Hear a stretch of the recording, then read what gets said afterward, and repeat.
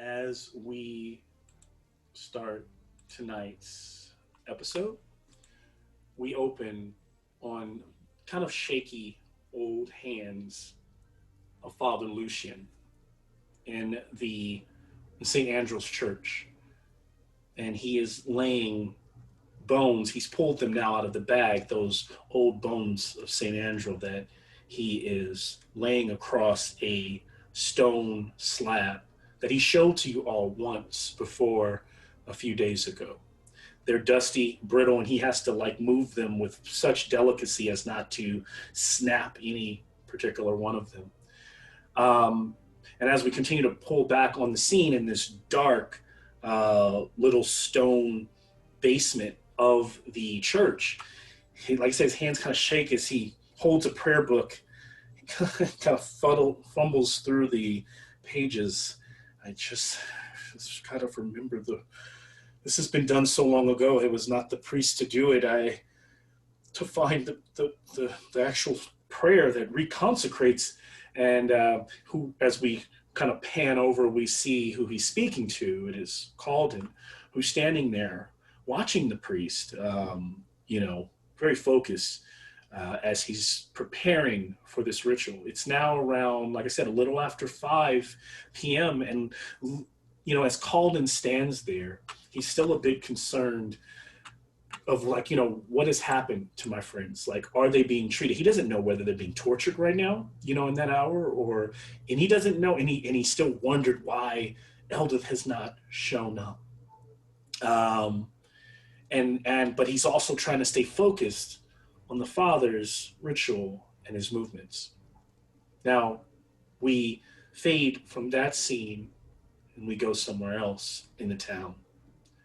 We're interior of an old home, and even though it's after 5, it feels like there's a small bed in the center of this medium-sized room, and there's a round stained glass window, and the stained glass isn't quite colored, but it's kind of there's the sectional glass, and from the outside you can see the shapes of the rooftops over. And you can hear people, a little bit of noise of the people of Wallachians moving through the streets. Now, strangely, even though the sky is always gray and somber, within this past hour, the sky has gotten darker.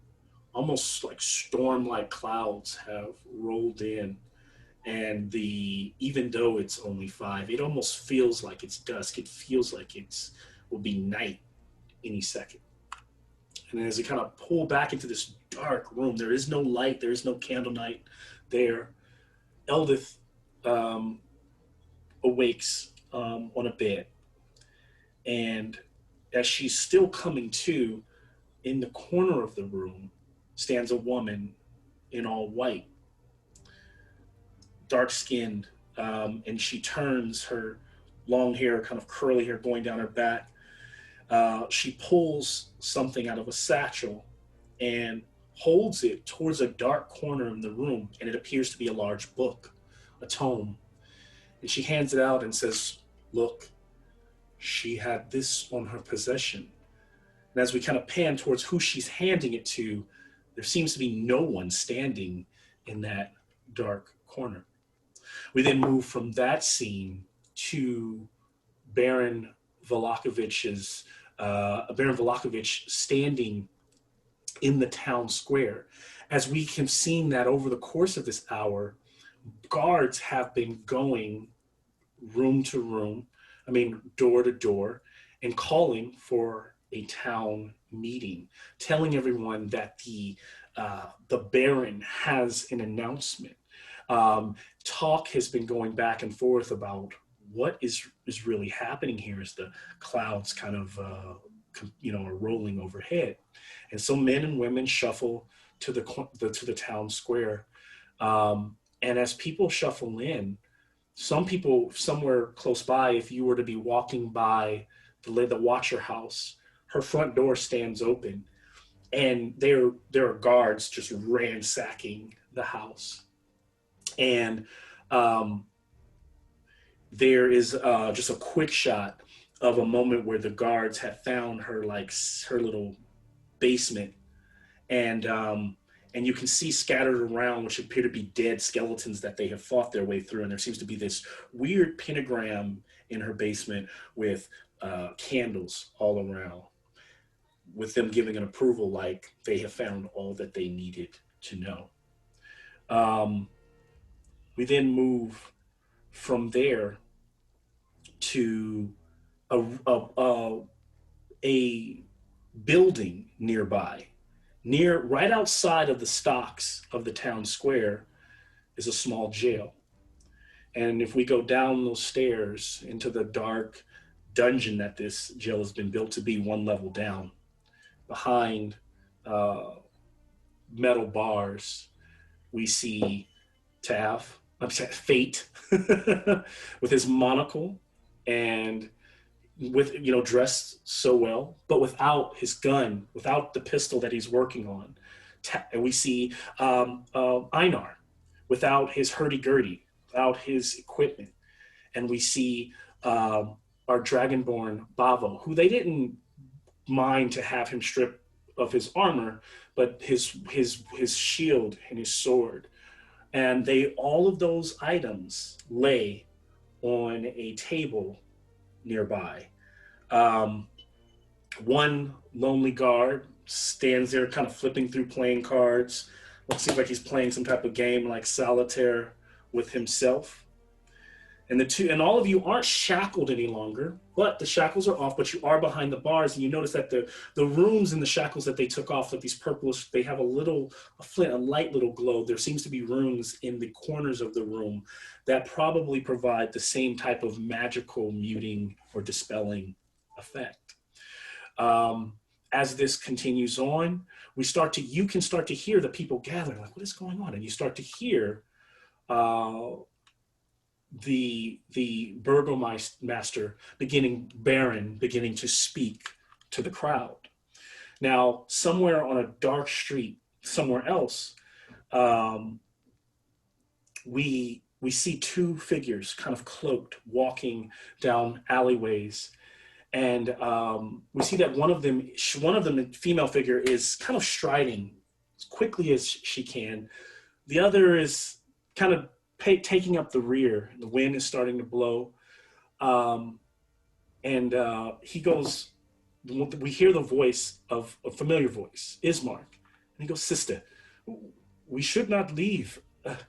We need to wait for the party." And Irina, whipping around, revealing her face, her cascading, beautiful red hair, she says, "Look here, dear my brother. I haven't felt safe in this town one night. My mind is fracturing.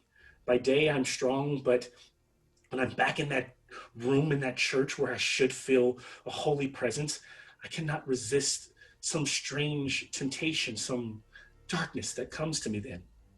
I thought they were dreams, but he's here. It's like he's trying to woo me, like he did once before, and then she says, "And what has the party done for us? They're not even around. I am no one's pawn." And she turns and she continues, and you could tell that when she says, "as he did once before," she seems to kind of pause at that notion, like that doesn't kind of make sense to her. And she tries to wrap her head around it, and she shakes her head confused. She continues off, and her brother agrees, and she says, she goes, we must meet her now, but we don't know who she is referring to. Outside of this, we go back, and the Baron is beginning to make statements where he is beginning to talk about the witch that Lady Watcher is. And you can tell that they've brought her up, and he's starting to speak about evidence that they have. And it seems that the crowd is kind of like taking this in approval. And you could tell that he is preparing to hang her. Whether this was originally the plan that Einar sold him on or not, he's kind of caught up with himself, and he's kind of caught up with the fact that the town is kind of going forth with it. You can also see that he has taken Larnek into custody as well. He stands on the hanging block, and next to him, so does Henrik, the coffin maker, all preparing to meet their doom. I know. And lastly, going back to that room where Eldith is, we see, um, and actually, what I'll do is before we actually go uh, back to that room, I actually will go ahead and end us there. Actually, we'll go back to that room, and there in the room, no one was standing there, is now Strahd himself, holding the tome of Strahd, looking angrily at Eldith as she is starting to stir. And that is where we will conclude our very long cold open for this week. All right. With that, let's go ahead and share our opening credits and get into this interesting game that we have before us. Go ahead and do this here. Share our screen. Computer sound. All right.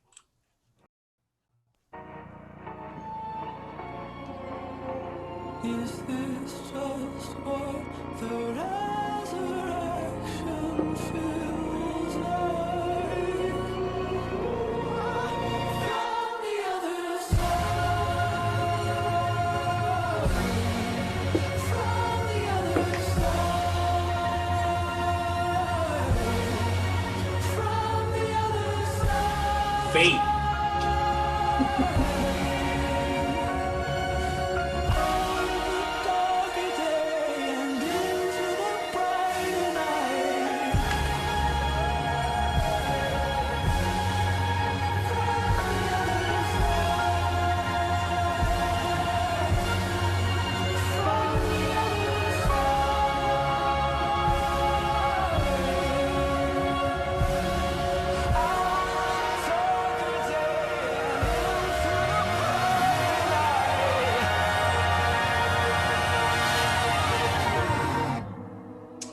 Welcome everybody to Curse of Strahd, Dark Shadowdaze. I expect if you've been watching these, then you probably know who everyone is and are ready to just jump right back into play. If you've missed the last game, you can feel free to watch it on Storm Giant Games on Twitch, or you can go to my channel as well, Gentleman Game Master on YouTube. There's also a villain campaign if you want to see who's conspiring against this party constantly, including another group of players who never seem to to let up trying to do these in. I will say today that whatever happens to this party has nothing to do with them and everything to do with the dark powers that be in Barovia. So we have rolled initiative before the game for this particular episode, just to kind of put things in order because our party is separated. And so I'm going to set my who we go with based on who's up first. Let's see. And as we look at what is happening here in the town, so you begin to hear the Baron start this speech, this fiery speech to the town. And the people who hear it is Einar, Bavo, and Fate. And you're down there in that cellar, and to give you a better understanding of maybe what you see, or how the room feels, it's kind of a dark and dank little spot.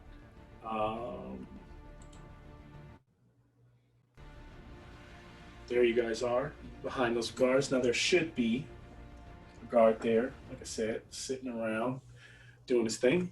But there you are.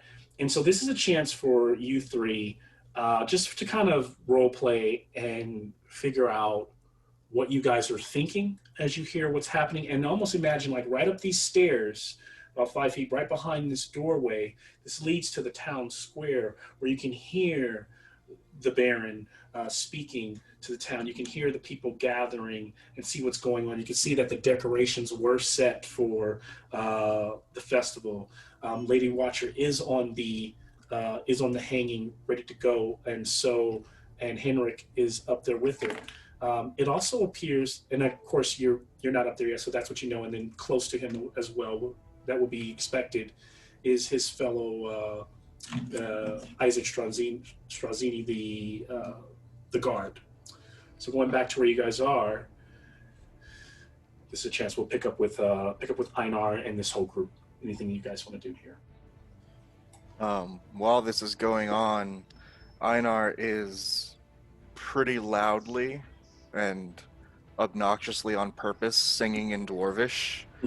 Just Ankara Nirdanagor.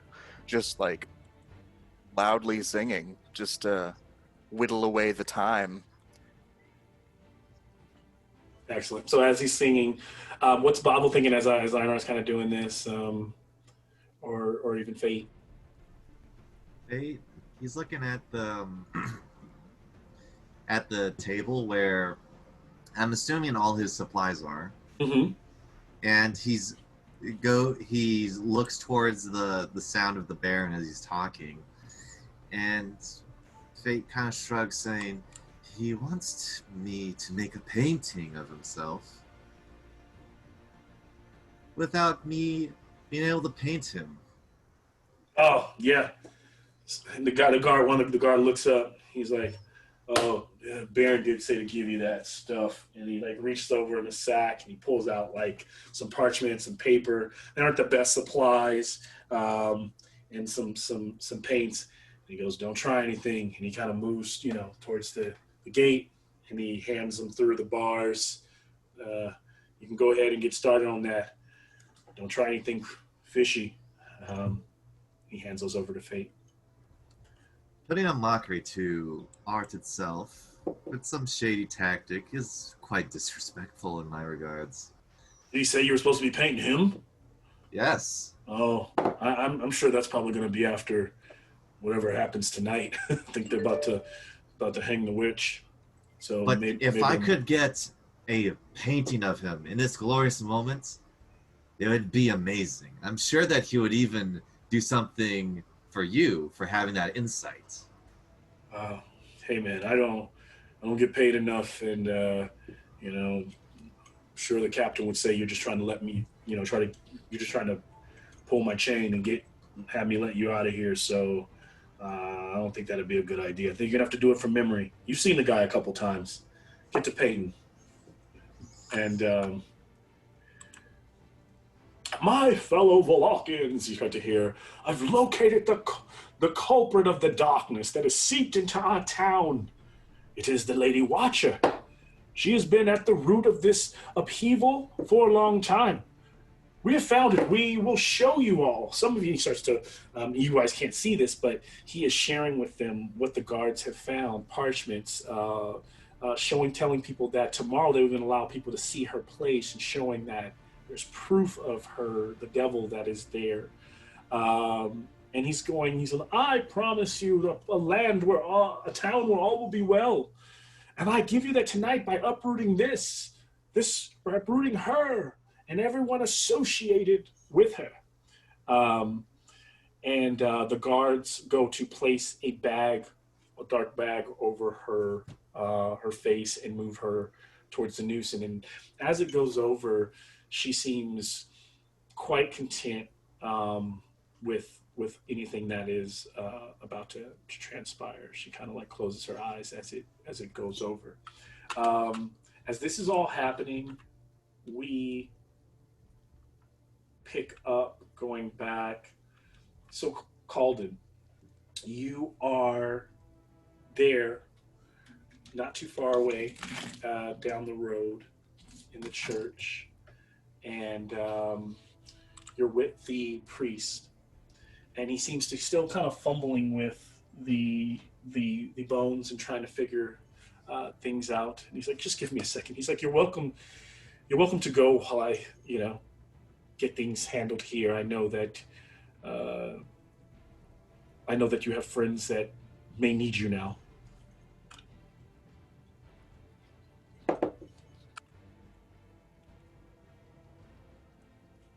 You're muted. Called it. Thank you. Does he seem overwhelmed with joy, or does he seem hesitant? Does he seem forgetful? Calden, can you give me an insight check? I absolutely will.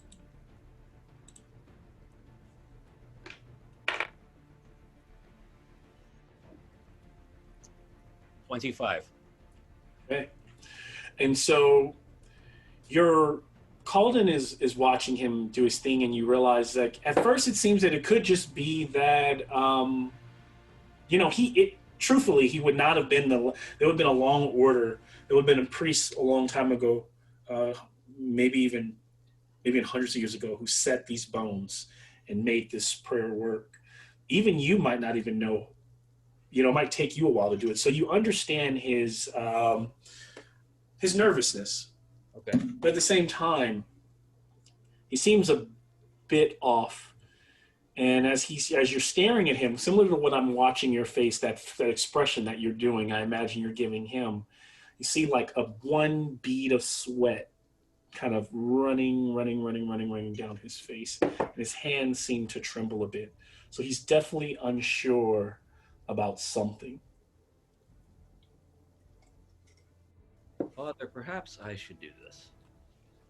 Um, I've got this. I assure you. I think you should just go on and help. But again, I'm so glad that you were able to help, Colton. But we've this should be something that a man of this parish should do.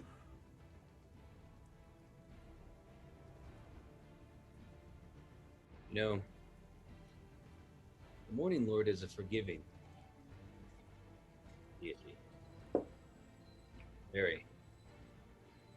But those who are servants of his, well, redemption's a little more difficult.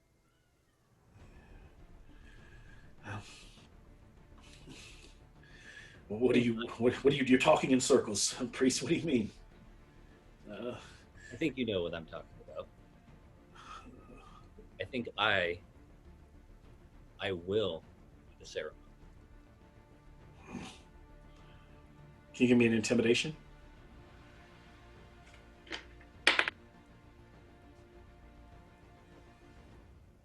14. Very well. He slowly hands the kind of steps away and allows you to, if you want, take his place, and he hands over the prayer book to you.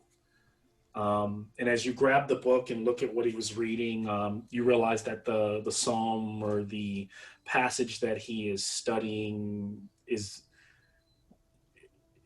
it's not even close to what you would. It's not like anywhere in the book that you would need to be doing this particular consecration. So something's off. Yeah. I look at the book. I kind of flip through it a little bit, keeping my eye on him.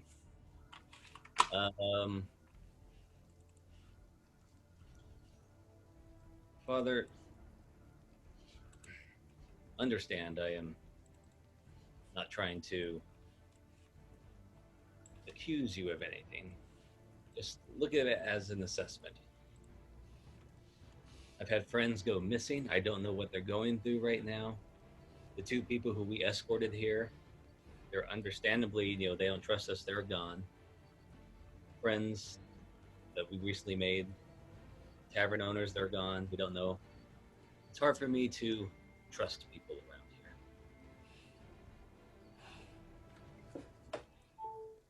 If there's anything that you were trying to hide, by the Morning Lord's wrath, you best speak up now.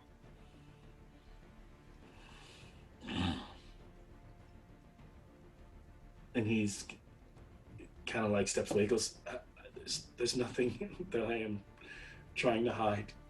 Why don't I just don't feel well. Why don't I just let you do this and maybe go upstairs and start some tea for us both?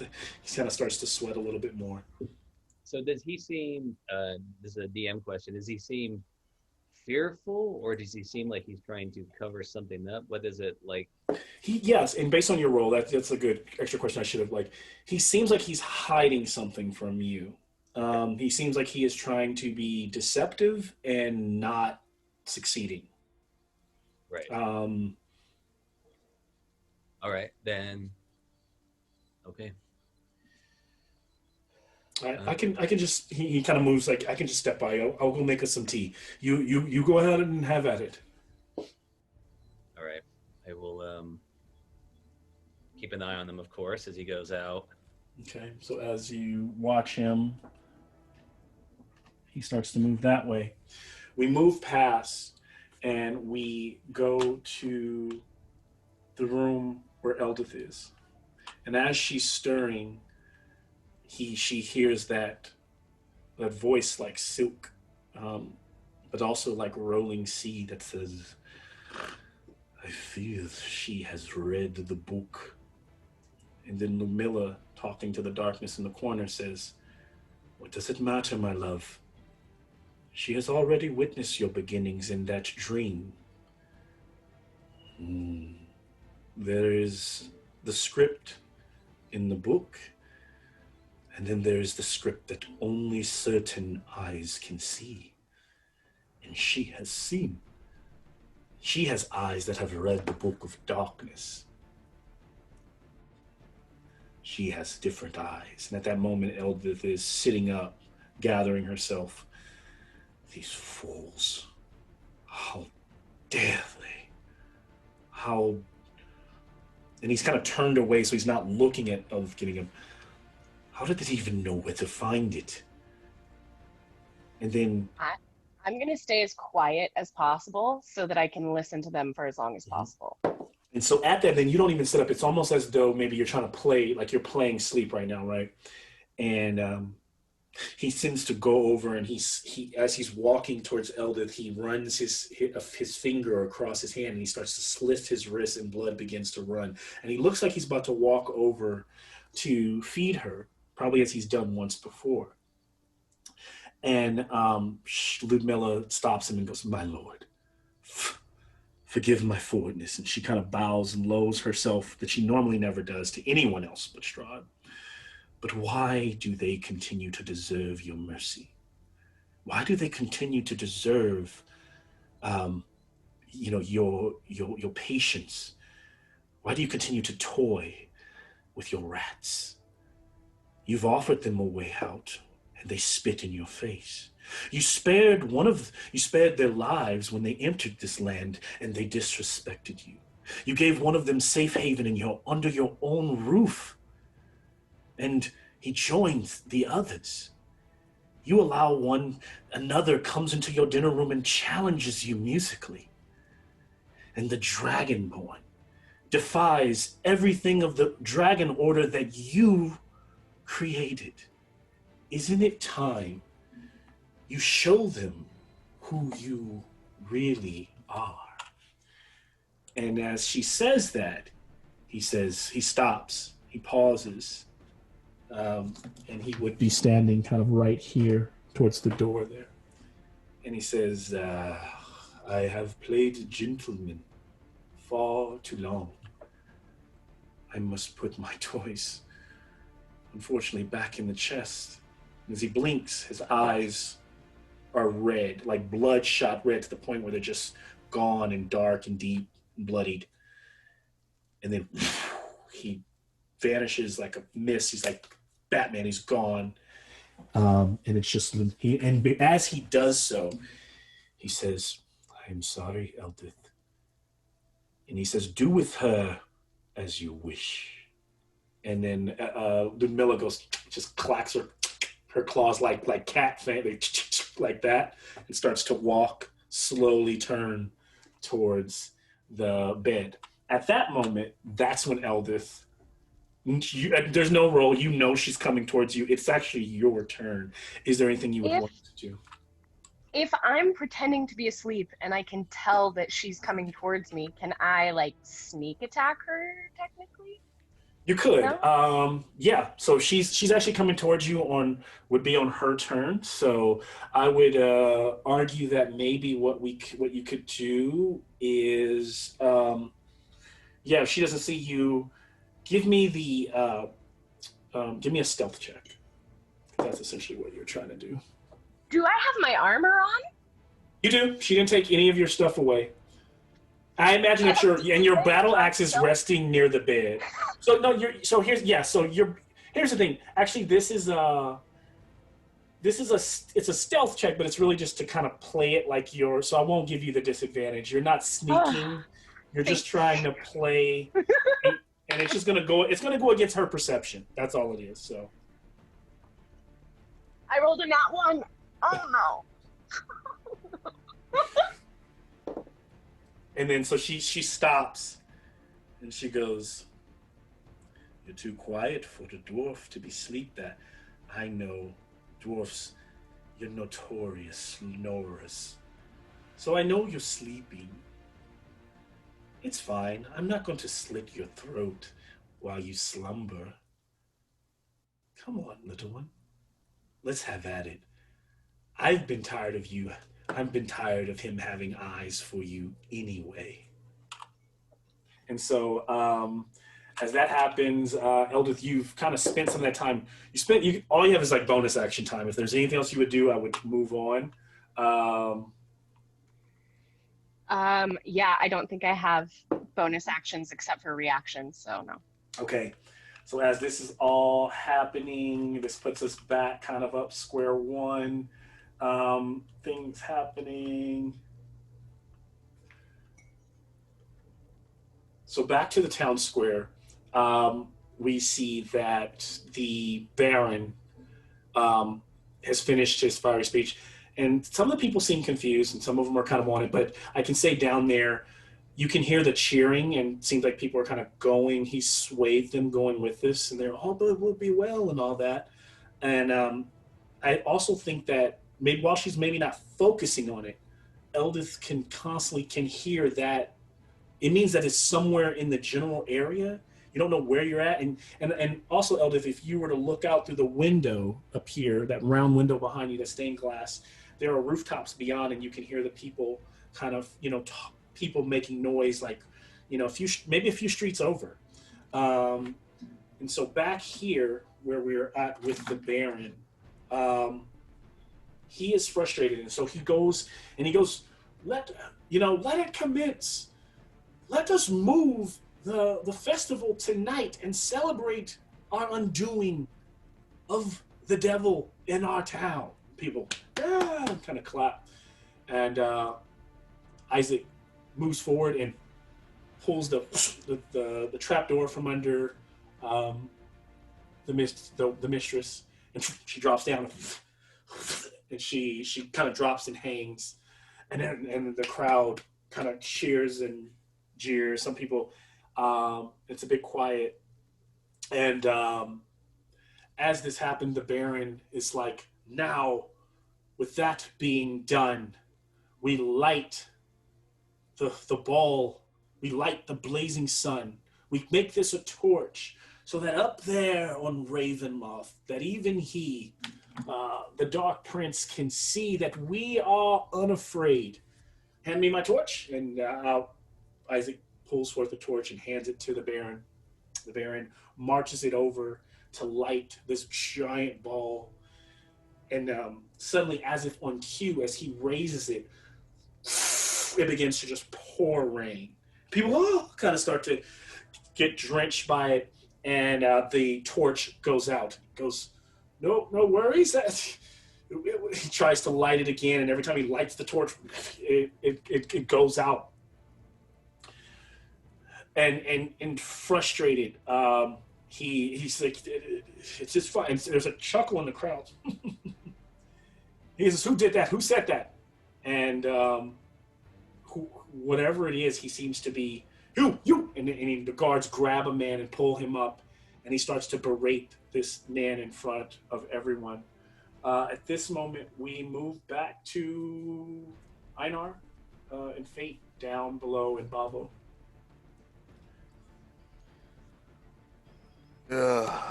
We need to get out of here. Guard, come here. How about I burn him up a little bit? Get him close, really close, and then just let out a fire.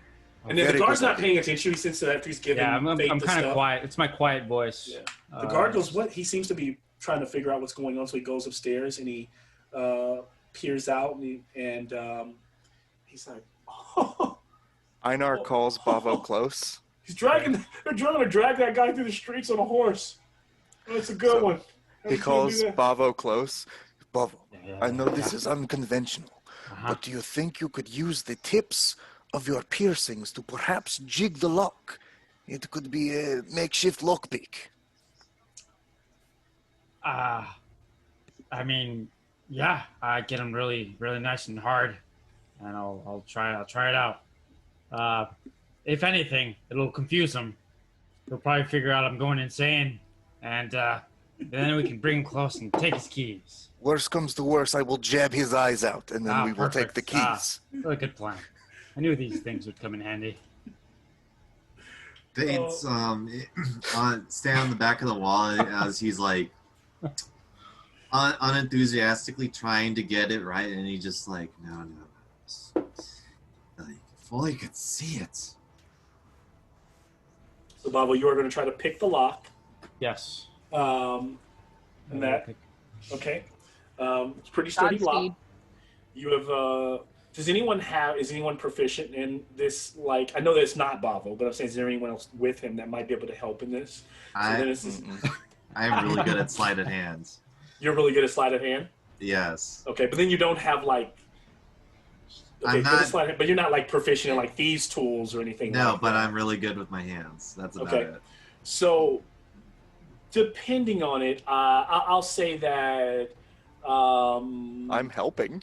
Yeah, they're helping, and if Fate is good with his hands, maybe there's some helping going on as well. So you get like a +2 to your roll, to whatever your sleight of hand check. I will say, regardless, it's going to be a disadvantage.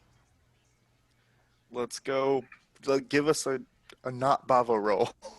Yeah, so Bavo, roll. you gotta roll 2 dice and not get a Bavo. Roll. Sleight of hand. Yeah, warm it up. Come on. Yeah! 17. With On a disadvantage, that was your it's disadvantage. Oh, that was disadvantage. So close. Sorry, I got really excited.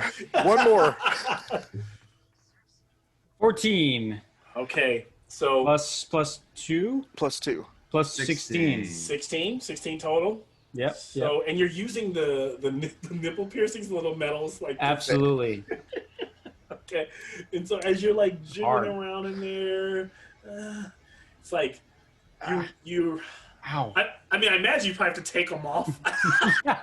Yeah, I mean, I probably did. I love how you were But- just imagining he's. I actually go up to it with my chest bare, He's and then up against Einar looks at me like, "Wait, oh, I don't, oh, okay." Oh, Sorry. should probably take this off. Right? I make the motion. Now remember, you're also wearing that golden armor, so it's like under the breastplate. You got to reach Yeah, under there. And yeah, get it. we open that up. It's fine. And then you hear like a click, like you clicked it in the right direction, and you're like, oh, and then you hear, hey, and then the guard coming back down the stairs says, "What are you doing, dragon face? Hey man, get your snout away from the door." I get really itchy here in just in this little nipple area. Not on my scratching. watch.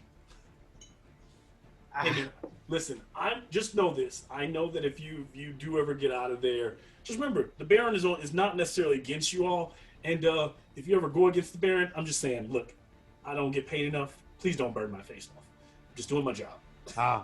Oh, don't worry. But please not step hungry away right from now. the gate. I'm still not letting you out. I just can't. Look, friend, listen. I know you may not get paid enough for this job, but if the Baron were not in charge, then perhaps you would get a new leader who would pay you a fair wage. As you can see by my fancy armor and our very fine equipment, we are wealthy adventurers, and we take care of our own. Indeed. You're asking me to desert my post. I don't know how I feel about that. I am not asking you to desert your post. I am asking you as a citizen of Vallaki that this tyranny cannot continue. The Baron has ruled poorly for far too long. Even you must see that. Can you not hear the rain ruining his festival? It is a sign from on high that the Morning Lord and the gods have abandoned the Baron. It is time for Vallaki to stand on its own. He ever told you, Dwarf, anybody ever told you you got one slick tongue? It is not my tongue that speaks to you now, but my heart. And I hope to speak to yours. Do you want to be a simple guard, or a soldier in the army of light to free Barovia from both the Baron and the Devil Strahd? You adventurers, you've got hopes that I wish that I had. I had those kind of hopes as a kid. Maybe you're right, though. Kind of starts to walk over. Seems like he's walking over towards the keys on a ring, the ring of keys on the wall. And then there's a yelling. You hear someone go, "Now!" Female voice. And then there's, and then suddenly there's just shit.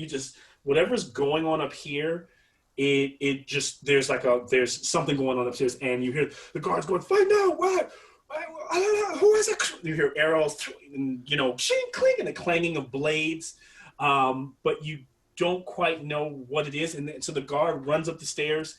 And he goes, "What?" And he he opens the door and turns around and locks it behind him, not taking the ring of keys that was there, that is for these sets of locks, and runs into the fray, leaving the situation.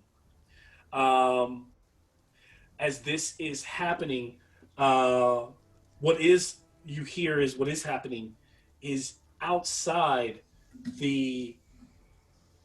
something has happened where a certain sect of villagers or commoners, displaced throughout the crowd, have begun attacking the guards, and fighting them, and in the name of the Watcher House. Now, as this is all happening, we move to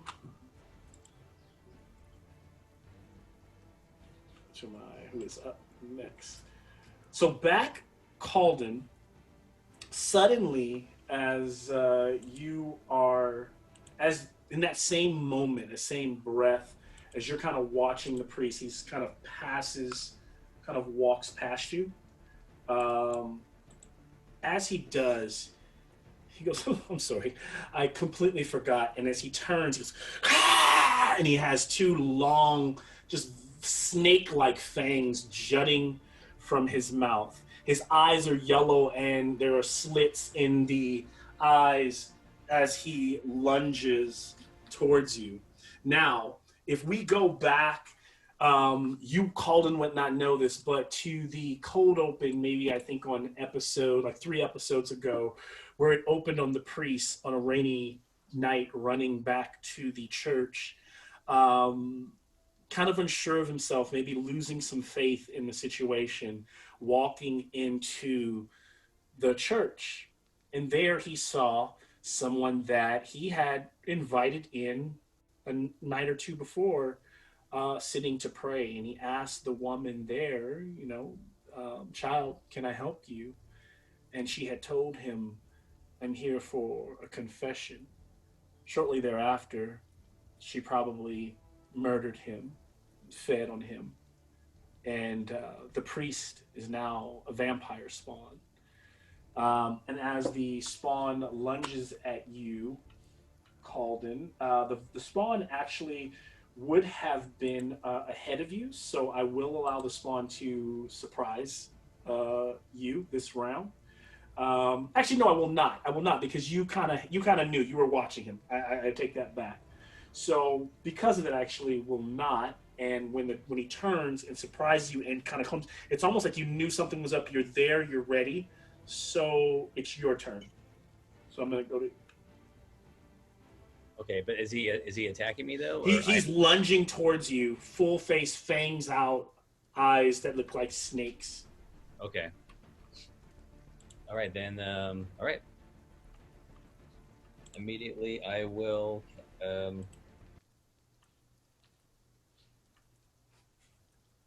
Yeah, I will cast a. Wow. Turn around I'm holding put them down, and immediately cast Sacred Flame right there. Nice. You just drop the book and go ahead. You got it. Just go ahead and cast it. Roll for it.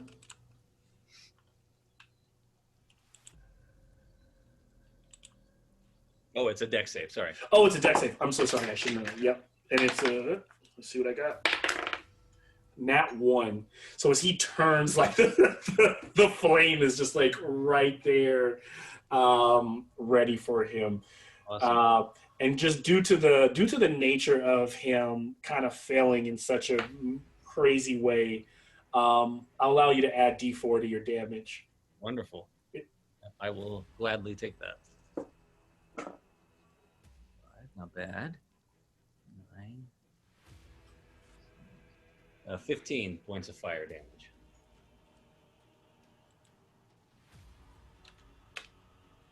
So he gets like blasted back as the sacred flame erupts from your hands and from the light that's in your, inside of your soul. He takes it.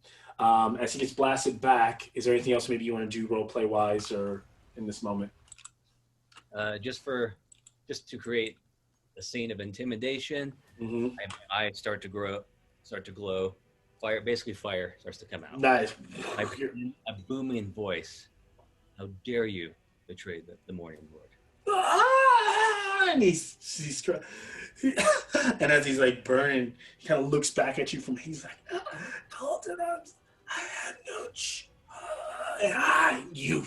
And then they're like suddenly like it's like the priest trying to speak through whatever it is takes over and starts to just blasphemy like the lavender is a dead whore, like just like starts talking like craziness.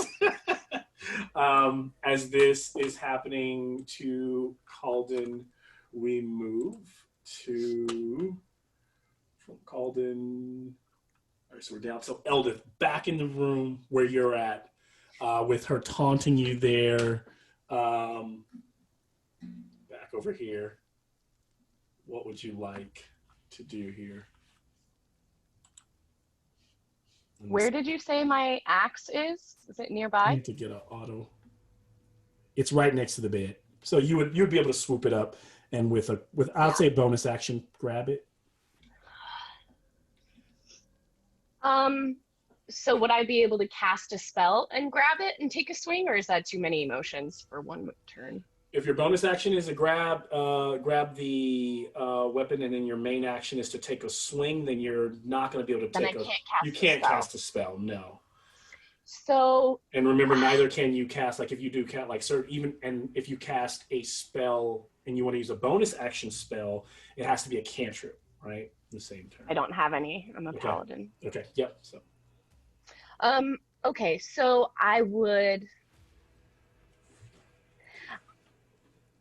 Yeah, okay. I'm going to cast Divine Favor on myself. Okay. Which empowers me with Divine Radiance, and for a minute, I will have an extra 1d4 radiant damage on every hit. Okay, nice.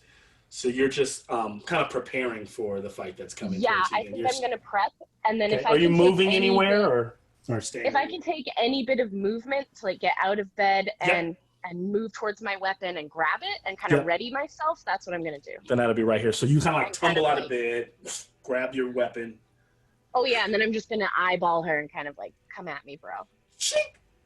Your big axe is out, and she smiles. And I have to be glowing because of that divine radiance thing, right? So just epic. Yeah. You are full of glow at this moment. There you are as they prepare for what comes next.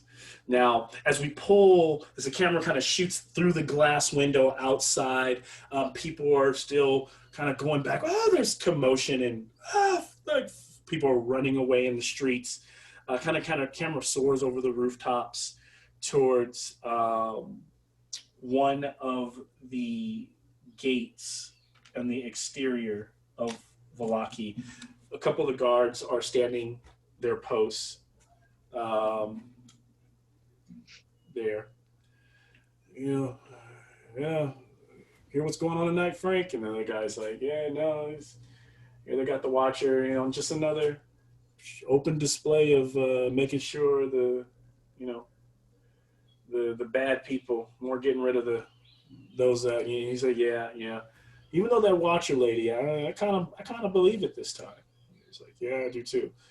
But as we kind of push past them, past the trees, the trees are swaying from the wind. It's kind of picked up, and the rain is kind of pouring down. One tree just stands. It doesn't move. It doesn't sway, and it just sits there under the moonlight. So we move away from that. So the cultists are, there's a lot of commotion, stabbing, fighting in the streets. Guards are doing their thing. We are back up at the kind of coming back around as I think everybody's gone. So suddenly there's, as that guard went away, you also then hear like breaking wood splintering and hear this like sound, and that that heavy breathe in or exhaling seems to actually, can everyone downstairs, Fate, Bavo, and Einar, can all give me an insight or a check?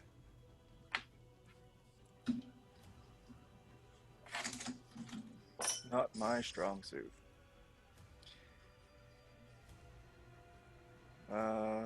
13. Okay.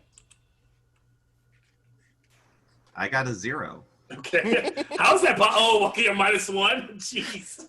I love that. How's that possible? I got a 16.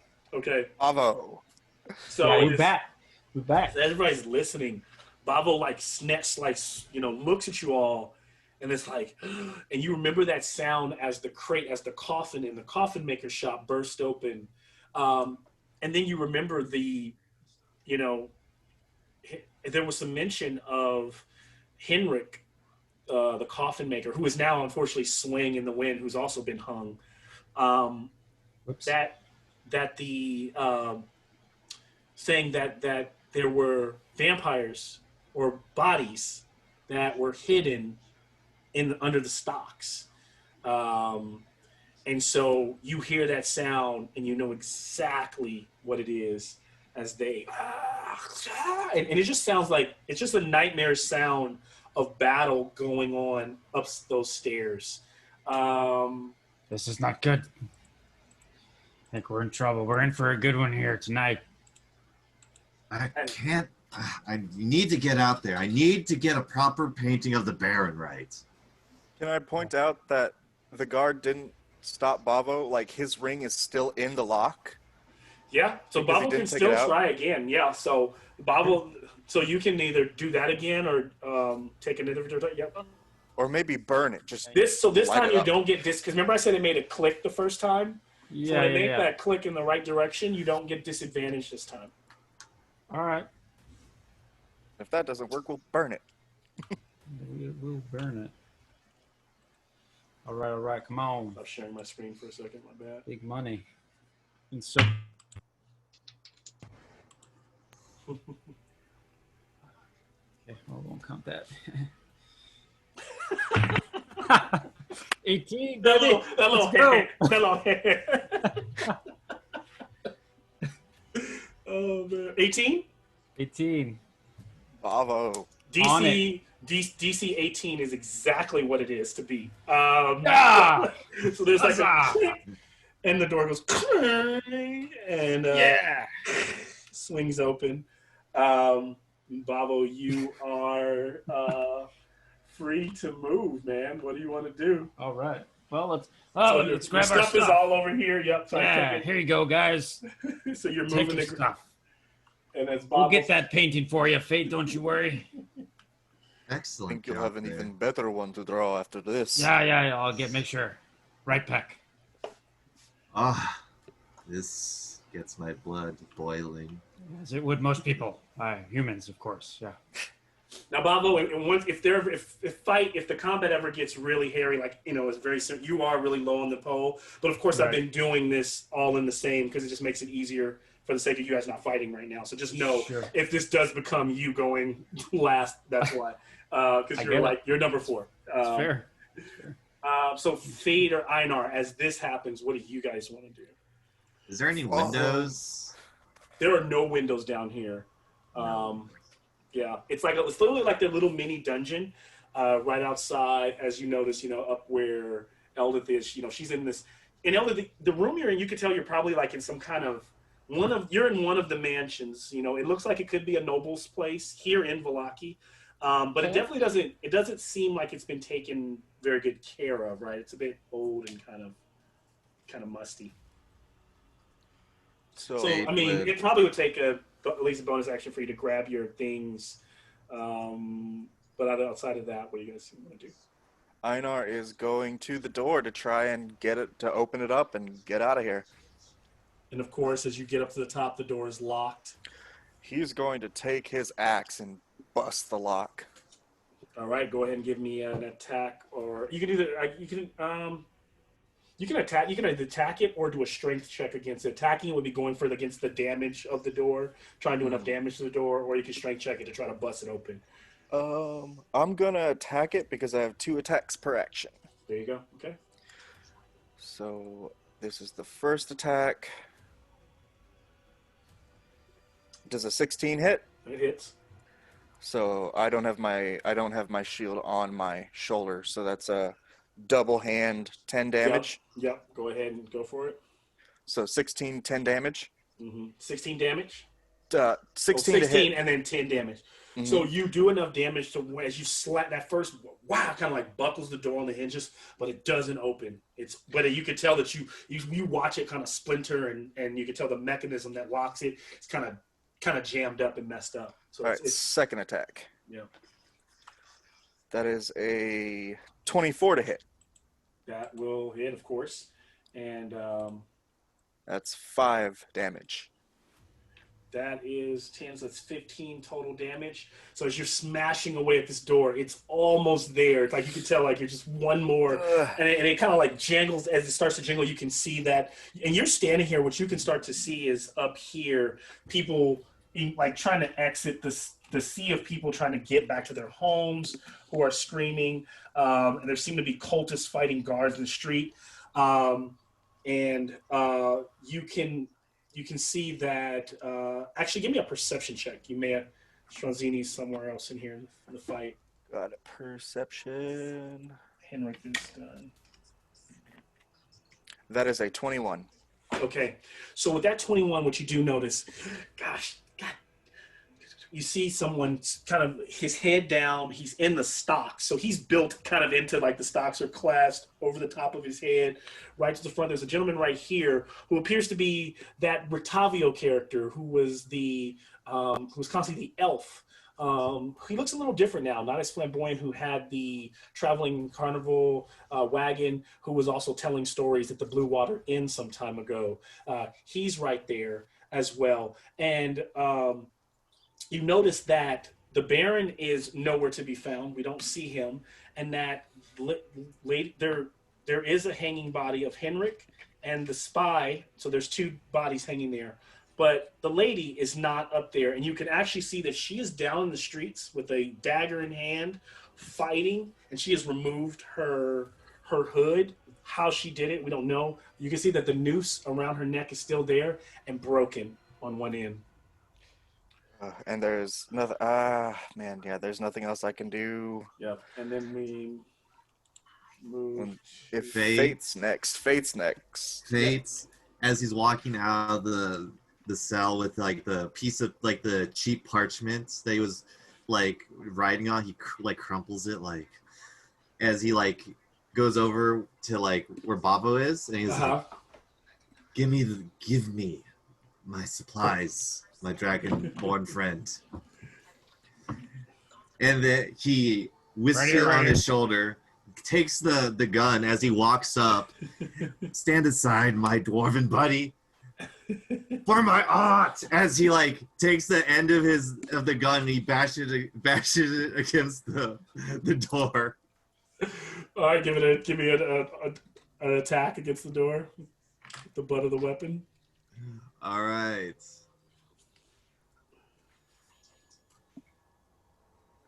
So let's see here. We said that it would be like a quarterstaff, right? The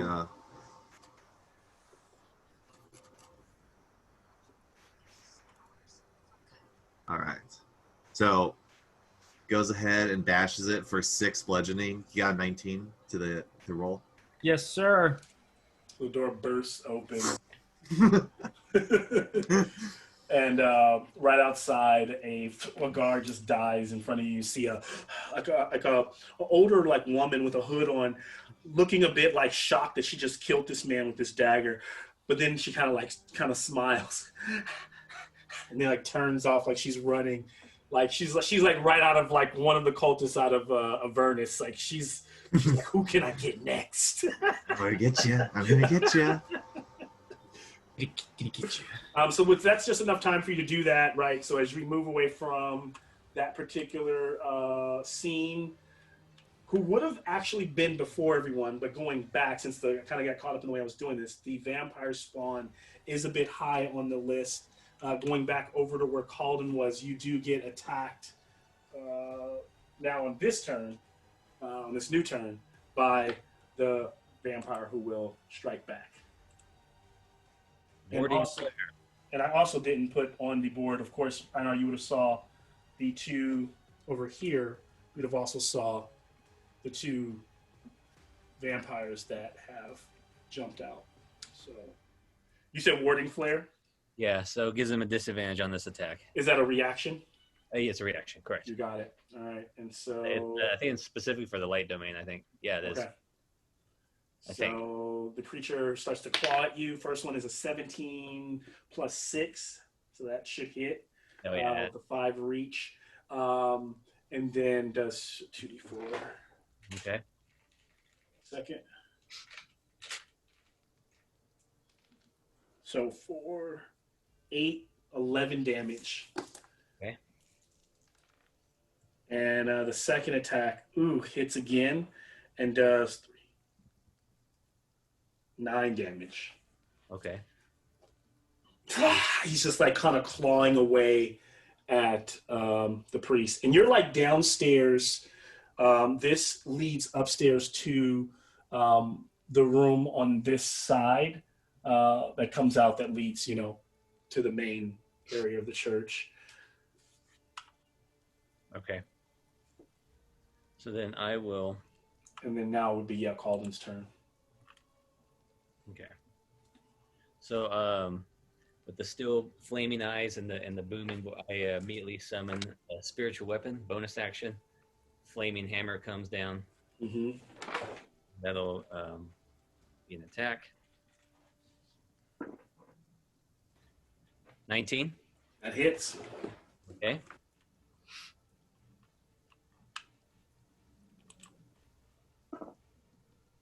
Uh, 9 points of fire damage. He kind of staggers back, taking that damage. Then I will a bonus. I'll cast. That was a second level spell. Yes. Okay. Sorry, my thing's very strange here. No worries.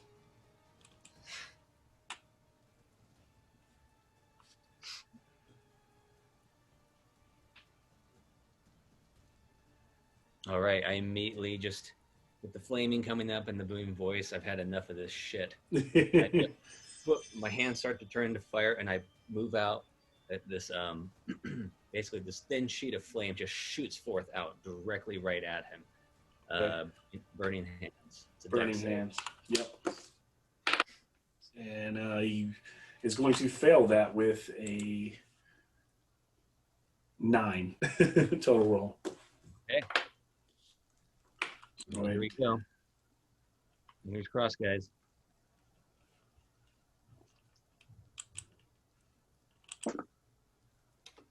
Okay. 14 points of fire damage. All right. So kind of like staggers back as you hit him with that sheet of flame.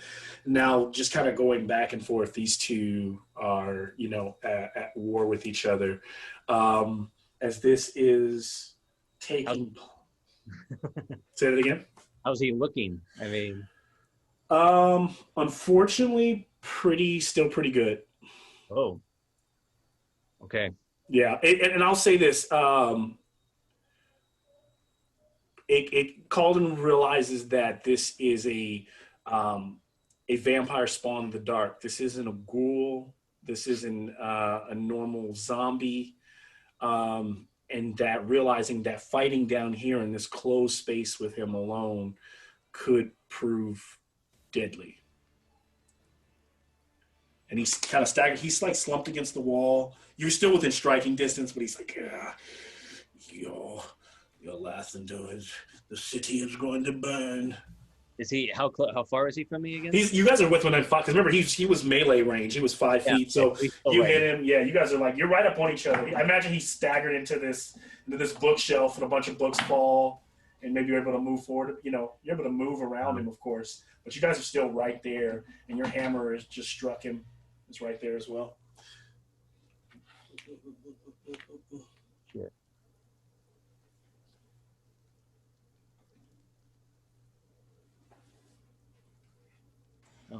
You could move. You could, if you do want to move, he will take the opportunity of attack. But yeah. So, all right, yeah. So, what turn undead?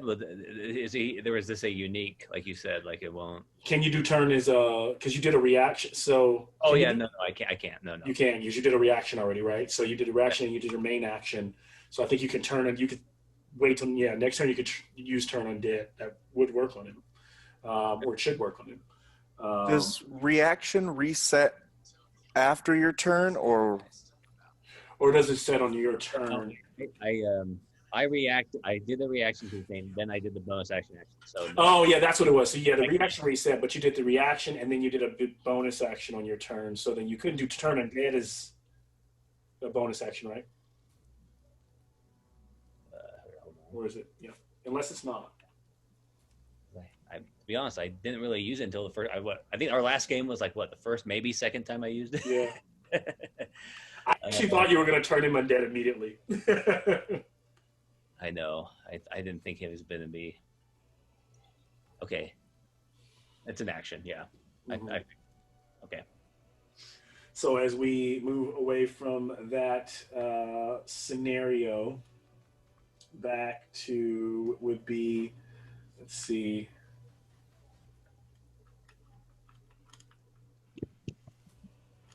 Where did I put I'm seeing where Eldith is, but Ludmilla hasn't had a chance to do anything. Is she in here? She should be. There's Astrayana. Okay. If you wanted to just place her really low, I have no problem with that. You're actually higher than she is, so yes, it's so. I probably should have had her strike you last turn, and since I messed up, I'll say she's kind of like, she's just kind of using the time she's kind of like pacing with you and watching you. So it's back on Eldith, but she is next. Okay. Well, I have my axe in hand, and I think I'm just going to taunt her. Be like, what? Are you afraid to hit someone half your size? Okay, so no attack? I don't think I'm gonna attack first. Okay. Is there anything that you're trying to achieve in that taunt, or is it just roleplay taunt? I think I could roll for intimidation, right? Would that do anything? You could, yeah. Roll for. I'm pretty intimidating, it seems. I have a +5. Which will get me 9. That's not very intimidating. And so, what do you do so what does your taunt look like again? So I have cast divine favor on myself. So I am glowing, and she's not attacking me at all, right? Yeah. So I'm just gonna kind of like take a step towards her, and kind of brandish my axe and say like, "What? Are you afraid to hit someone half your size?" Like, And then think you can't handle it? Come on. she goes, "Oh, no, no, no, no, not such divinity. Oh my God. Never have I seen such strength. Come on." And then she kind of like whips in and kind of rushes towards you with both claws out to try to close the distance. As she moves in, she like leaps forward and like you both start to go blows. Like she's raking her claws across your shield and diving out of the way of your axe. You kind of like you're doing this dance back and forth, and she will make her first claw attack. Let's see. She mistakes sunlight forbidden. Just looking at her. I should be on. Am I on the middle? Okay. Okay. 23 for the first claw, and only an 8 on the second claw, so that's not going to do it. So the first one, I imagine, hits you with 23. Yeah, just a bit. Just a bit. And looking at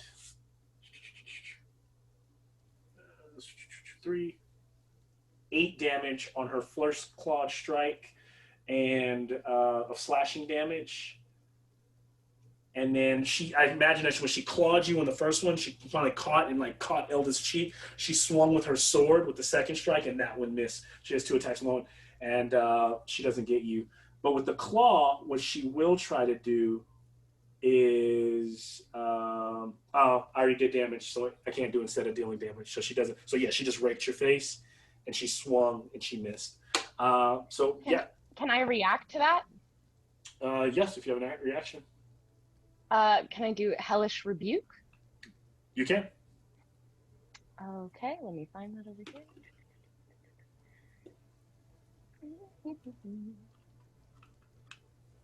In 60 feet. You must make a dexterity saving throw. Yep. So she did not roll very well with an 8.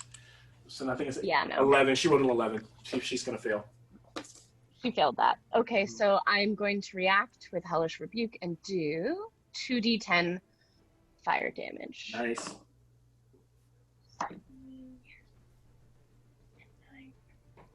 12. That's 12 fire damage. All right, she takes it. So, and as you rebuke her, as she steps into, like, as she swings overhead after the first claw with the sword, you hit her, and she goes kind of staggering back. She looks, okay, Paladin. I deserve that. I left myself open. So you've scored a nice little blow against her. Again, in giving you what she looks like, she looks ready to go. Scrappy. Fine. She took it right on the chin. No problem. Right. As this is happening from Lamilla, we then go down to another round. Guards, people are doing things elsewhere in the city. Back up top, this is where our vampire spawn start to attack indiscriminately. So this spawn will attack. A couple spawns are going to take out some guards. Some murdering happening. Then this one's going to move over here, moving some things around. And then streets here. So as we come back down here, we pick up on Einar. The door is open to the streets here, to this group down here. And this time now going in order. Yeah, we'll still go Einar. Einar, Fate, and Bavo can still take it away.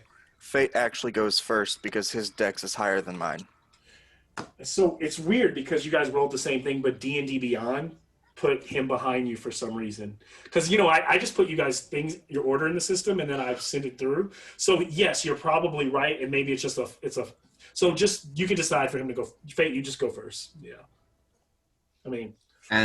So I'm guessing that's, picks up right as I, bust open the door and see that crazy cultist coming out of the woodworks. And in the few seconds that you've seen, it seems like most of the people have been able to, there's a few stragglers, but most people have been able to vacate.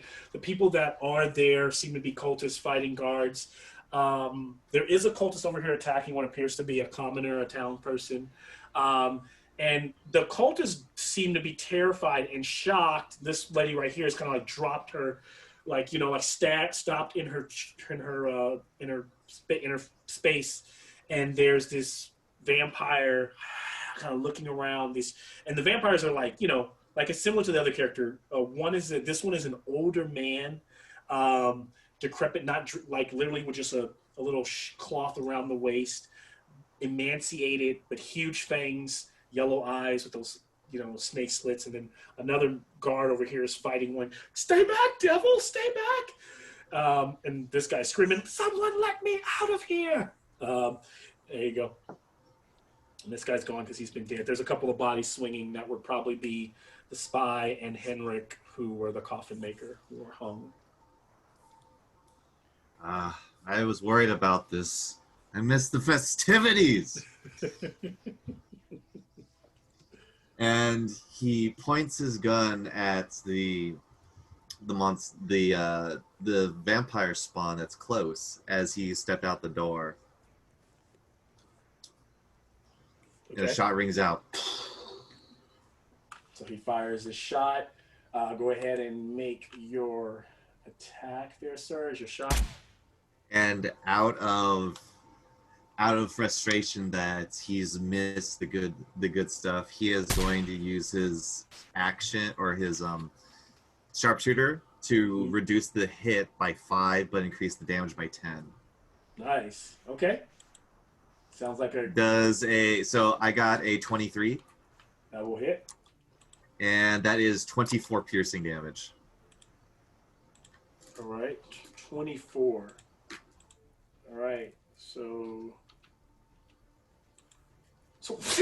like you hit like the thing right in the, like it goes right through the temple, like any man would, and as it's like rushing towards the lady, it like starts to drop, and then it like steps over, one leg goes down, catches itself, and it like looks towards you. One of the eyes are bloodshot from the bullet probably that just passed through its brain.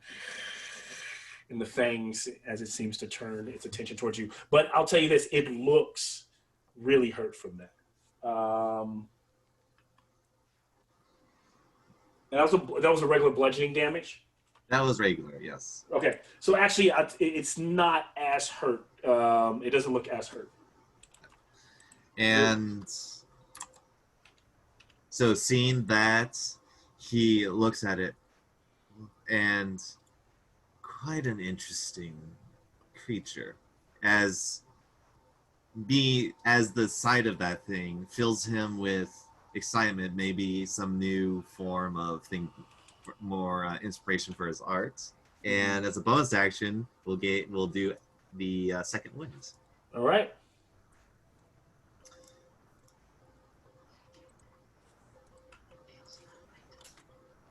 He heals for 7 HP. Okay. You got it? That's the end of my turn. Okay. And so as we move away from Fate, then Einar, you're up. All right. I want to try something. So I'm going to step out. I'm going to raise my axe and my voice and yell out, "People of Vallaki, rally to me. We need to drive this away together." And so I would like to try and if I can burn an inspiration or if I can make a persuasion check. I'm trying to get everyone who's available still in the square to turn around and help fight back. Okay. Give me a persuasion. It's going to be, a lot of people have tried to vacate. Give me a disadvantage persuasion check, and I'm going to make a charisma check based on like a normal commoner stat. So okay. My lowest is a 22. Wow. Okay. So the highest I rolled was a 16. So describe, do you want to add anything to what you're saying as this is happening? He's swinging his axe and like in his most booming performative voice, "People of Vallaki, gather together, and together as the people we will drive this evil away." And so in that moment, a couple of people who are running away kind of stop, and you see like they're maybe a group of a young man who pushes his mother and and young siblings down the pathway, kind of turns back and hears your voice. She's like, no, go, and he turns back and he goes, come on, and he says, I agree. And so then you hear, yeah, some more, yeah, we should fight. And so I'd say only like a handful of people jump into the fray, and are fighting, and even the cultists have kind of turned on the vampires, trying to kind of head towards them. People were a little apprehensive to approach, but they are attacking. You also see that Strazzini has entered the fray with this huge arm and is hacking at the one vampire over here. So another person down the way runs and goes, I'll try to get more. I'll try to get more help. Runs away. And then I'm going to use my movement to, like, with everyone looking at me, I'm going to, like, show no fear, and I'm going to get right up in the vampire spawn's face with my shield up to it. And I'm going to throw inspiration back at Fate, seeing me, just this example. And just to clarify, like, Einar was talking to even the ones who looked like cultists, he was still trying to communicate to them as people of Vallaki to band together. Yep. And that's why you can see that they are clearly now kind of, even the cultists understand that even to take the city, they need to like survive the situation. Because even if they work for, like, they clearly don't see that the vampires are with them right now. Right. And so that's where I'll end my turn with the shield right up in the spawn's face. Okay, nice. And as you end your turn, one of the ladies, this lady right here who's approaching, is going, no, don't leave it. It is not going to harm us. It is from the great. No, she even turns and looks at one of her like companions here, and it's like, it is from the devil. They are here to unseat the evil baron. Our lord, our count, Estrad is shining down greatly on us. And if her head goes tumbling through the sky and lands somewhere as the old man vampire just finishes her. We move from Dragon Bavo. I'm going to still be, or you're still on this kind of level. So anything you want to do here? Yeah. I'm gonna go up to where Einar is and attack the vampire spawn there. I mean, from where you are at the table, it's about 30 feet to get up the stairs, and yep, right there. Fantastic. So, and after it finishes, like taking her head off, it whips her back around, looking at you, Bavo.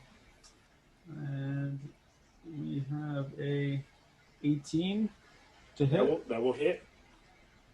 And that is 16 damage, piercing. Just piercing. My second attack All right. is a 12. Okay. Does that hit? Oh, sorry, that does not. So you stab it, and it's kind of holding onto the blade as you pull out. So because you had to bring so much strength to whip your weapon out and attack again, it kind of sidesteps and you miss. Got it. Yeah. That's all I can do. I just kind of let out a dragonborn yell out. As you can you give me an insight check, Bavo? Sure. That is 9. Okay. So yeah, you're just kind of caught up in the fray, in the moment, in the fight. The fight goes on. Okay. The vampire has taken some damage, and then we move. So from those 3 to Calden before. So back over here, you're still fighting. Down here, you're up. All right, yeah. Turn undead. And I'm just going to start doing for the sake of time until you get out of here. The creature's just going to attack after you make your attack. Okay. Turn undead. Okay, turn undead. So I have to make or is it Is it wisdom? I think. wisdom? It's wisdom. I think so. Let me check. Yes. Wisdom save. 10. Wait. No, it fails. Wow. Okay. And so if the creature needs to move as quickly, as far away from you as possible, correct? Yeah. And then how long does it last? It lasts for, sorry, creature, oh yeah, it's turned for 1 minute. And as far away from you as it can. If you can't move, okay. So I imagine it has to get at least 30 feet away from you. It just can't be 30 feet away. Yeah. And so I imagine that, like, as you, or maybe even your hands make that sign of laughter, and it's like hisses and like, in a revolting manner, as though you've almost like you've got a crucifix against it, and it slams against the sidewall, knocking a bunch of more books off, and he spider climbs backwards up the wall, up into the ceiling area, and starts to skitter down this way, and then it starts to climb up the steps. Away from you, to get away from you as quickly as possible. Now, with him gone and dashing away, you do have a chance to finish the consecration and make sure. I'll heal myself real quick because I am a priest. I'm not. I'll do cure wounds 2nd level. Is that Get him. Just real quick. Yep. Go ahead and cure. 2d8 plus 4.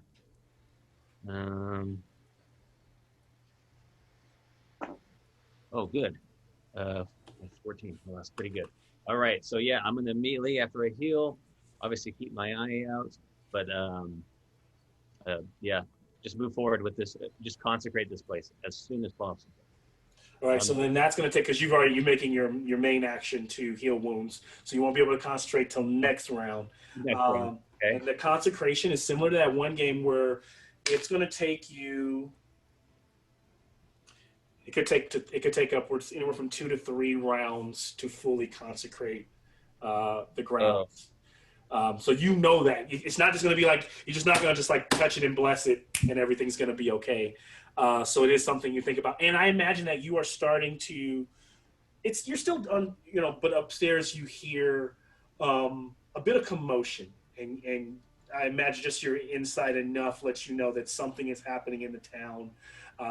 So it allows you to make that decision. Okay, we move away from Calden to Eldith. Back up in the room as you are fighting. It's your turn. Oh yeah, I'm just gonna swing my battle axe at her. You think you're so special?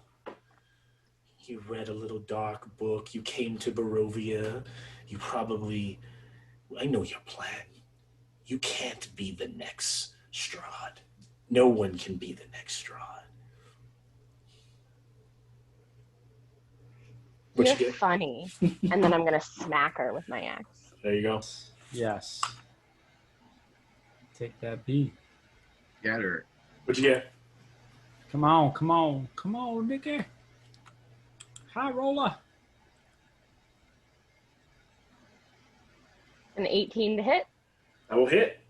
As you hit her, go ahead and are you delivering? Are you divine smiting, or is this just a regular attack? Because that the thing you did before, the divination, does it add anything? Does it add anything to your? Or are you just doing regular slashing damage? So, question for you. What I cast before was a 1 minute concentration spell. Okay.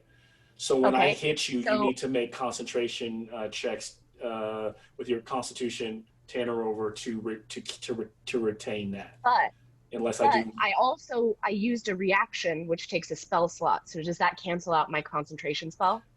No, it should not. No. Only if it's another concentration spell. Yes, if it's another concentration spell.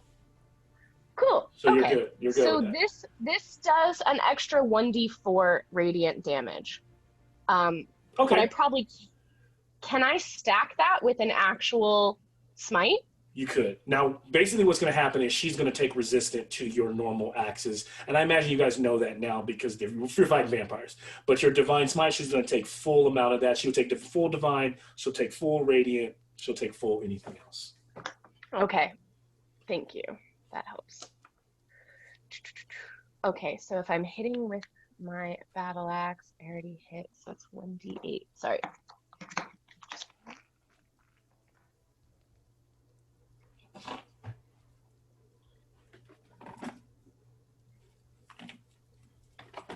Oh.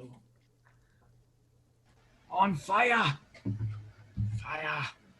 So that's going to be 12 plus. And just remind me how 2 much is the radiant regular damage, and then how much is the magic? Regular damage is 12. Okay. Radiant damage is 2. And then you said I could stack smite on top of that? You could. Yeah. It burns the spell. It burns the spell slot. Just remember that. You know what? I might as well. And I imagine as you're swinging, you can tell like she is like blocking you. You know how big your blade is. And as you're swinging it, she's taking the when you cut her, it's like you're chiseling into rock. Nothing. She's like barely glancing off. These blows are barely touching her. Okay, then I want to cast Divine Smite. Mm-hmm. That's 2d8 for a first level. So I'm going to do the second level, and that'll be 3d8 additional radiant. Right? Yep, you got it. Okay. Okay. 8 plus 2. 12. 12 damage. All right.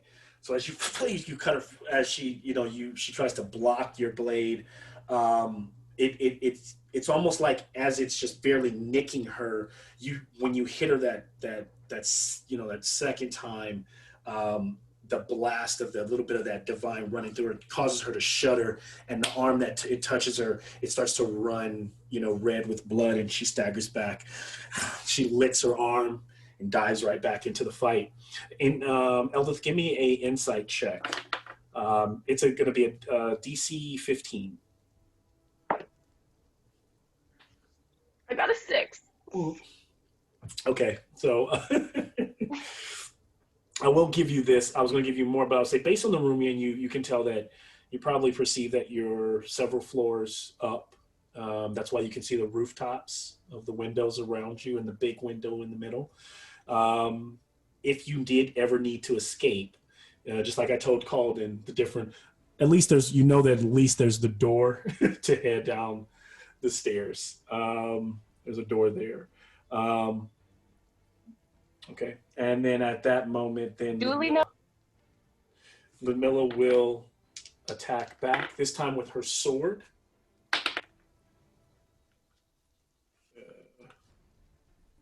She hits 17, 25 to hit, so I know that's going to hit. And then so with her sword, she swings the sword, ripping it across through the air. You can't stop me. Okay, it does the same. I didn't change it. 9 damage. And then she's going to do with her second is a claw attack. That's going to hit. It's 16 plus 7. And this time, though, she without damaging you, she grapples you. She grabs you and like swoops around and pulls Eldith close. And she kind of has your neck reached back where she could bite. Ooh. She goes, ah! She goes, I wouldn't make it that fucking easy.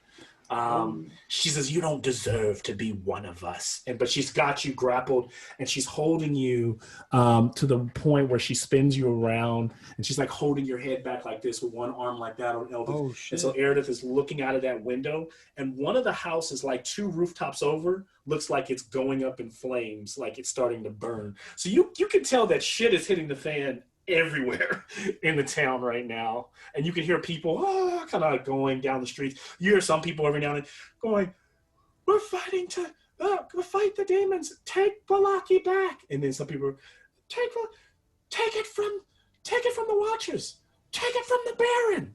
take it from the mall, and then just there's shit's just going crazy. As this is Pandemonium. so now at this moment, you guys, none of you can see this, but if you're on Roll20, say that. So everything's happening right now around in this area, down here in the center square. Calden is still up here at the church, but somewhere down here in the old Slavic road, those two guards who are having that conversation, suddenly they're like, "What the fuck?" As something starts to move through the trees and starts to blash against the gates, and those gates begin to buckle inward. With a points on the gates, I'm going to go ahead and make those attacks. Give me 1 second. Actually, I'll just round. This shit's crazy. This shit is fucking crazy. So, geez, there's so many people in this. I'm trying to find where. There we go.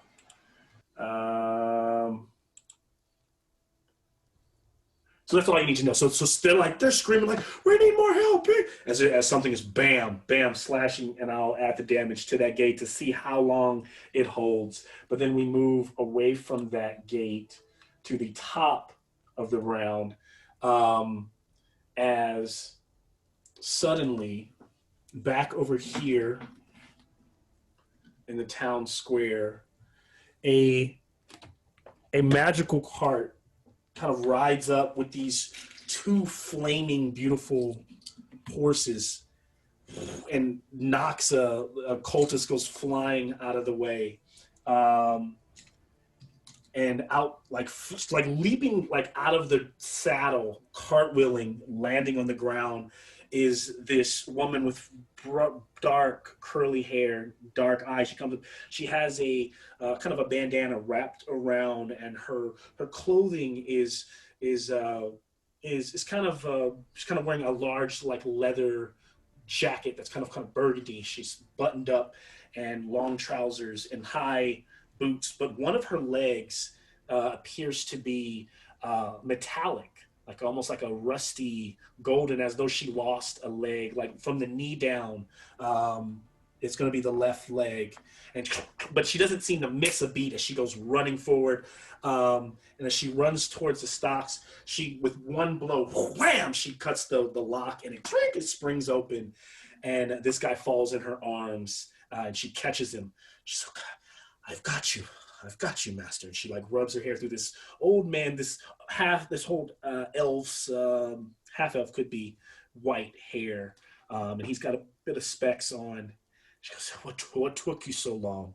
And she goes, your wagon is right behind us, so we'll be here soon. And then she looks over and sees the others around.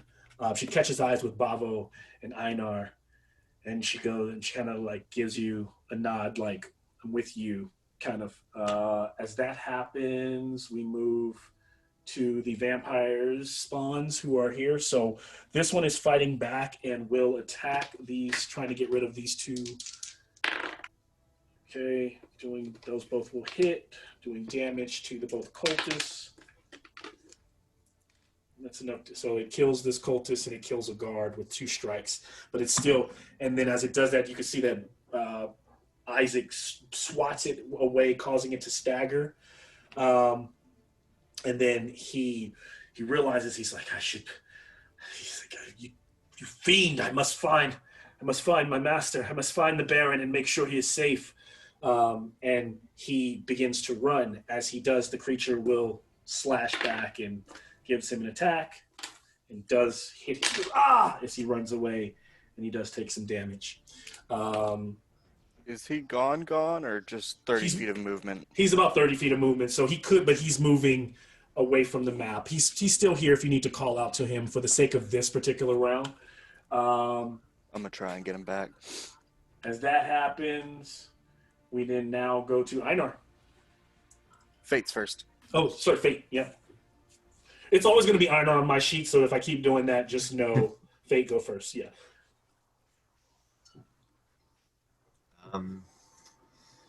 Fate is taking in the scenery as he's methodically reloading his rifle, as he's like putting in the gunpowder, the bullets, getting it all nice and ready. Fate, can you give me an advantage insight check? Yes, I'm great at those.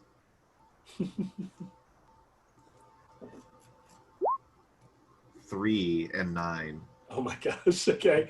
And so while you're kind of busy doing that, the dark-haired woman who we just saw ride in, she walks over to one of the bodies hanging off of the gallows. She sees your gun, and she reaches up. She pulls down. Now you can't use it this turn. She goes, "Here, you seems like you might be good with this," and she tosses you a pistol that was on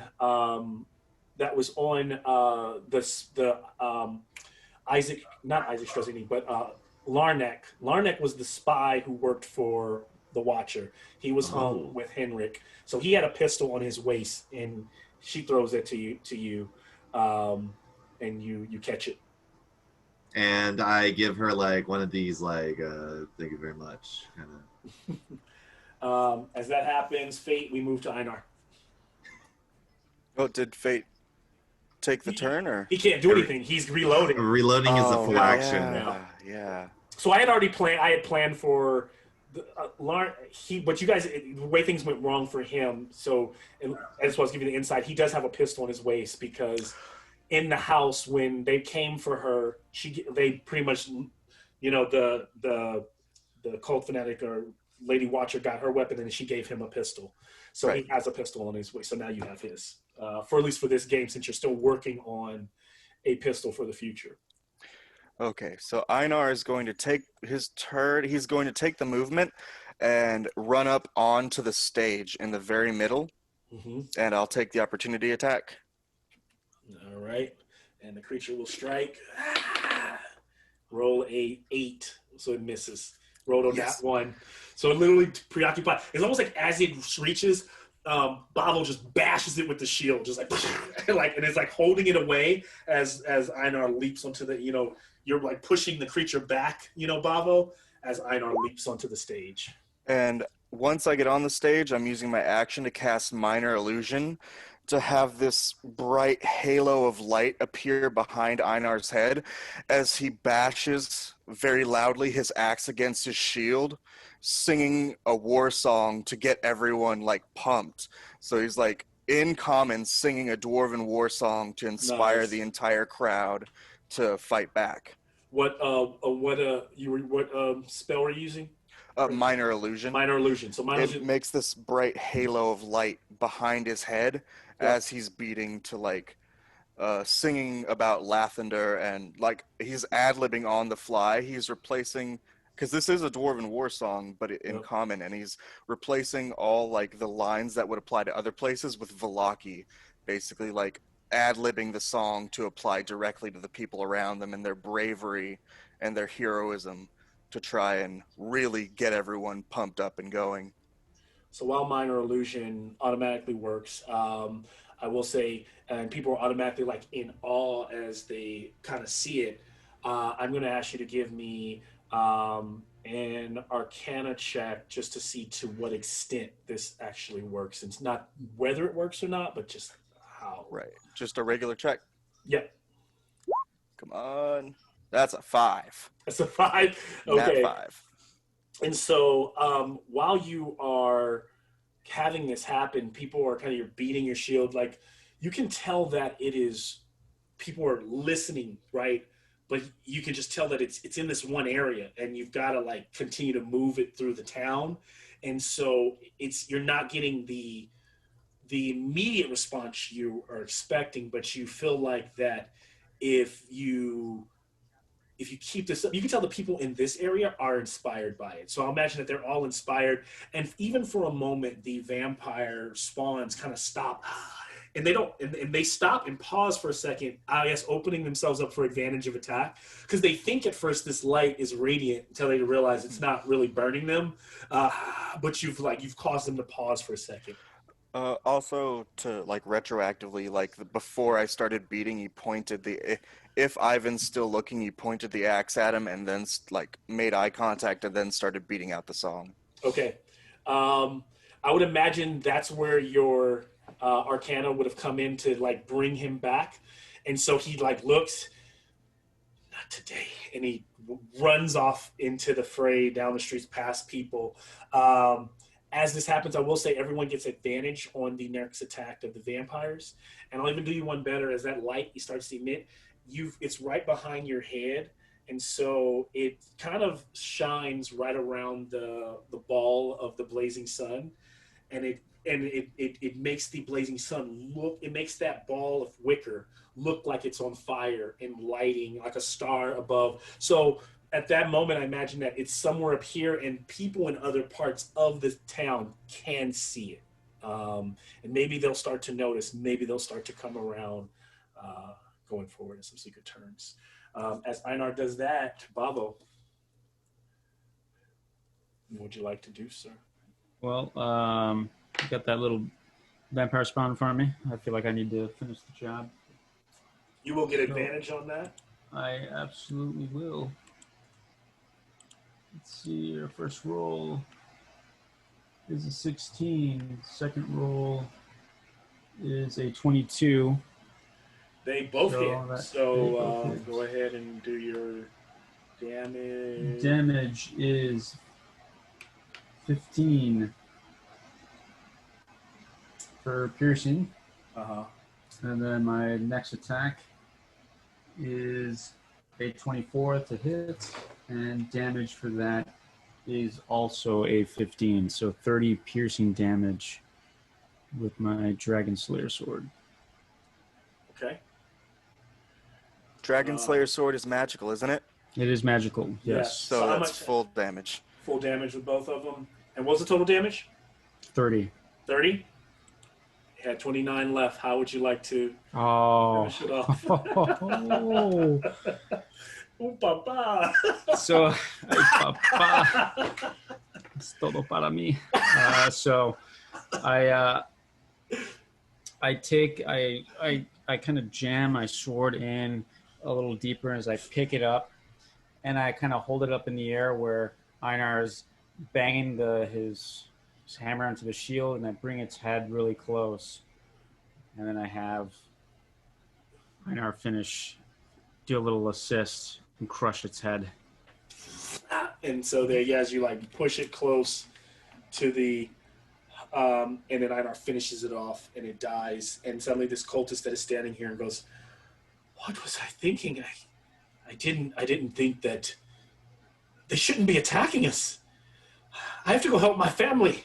I have to go, and you can tell that he's not running away, but this is almost kind of an extent of people. What Einar's doing is that people are trying to go off into other parts of the town to try to help whoever else they can.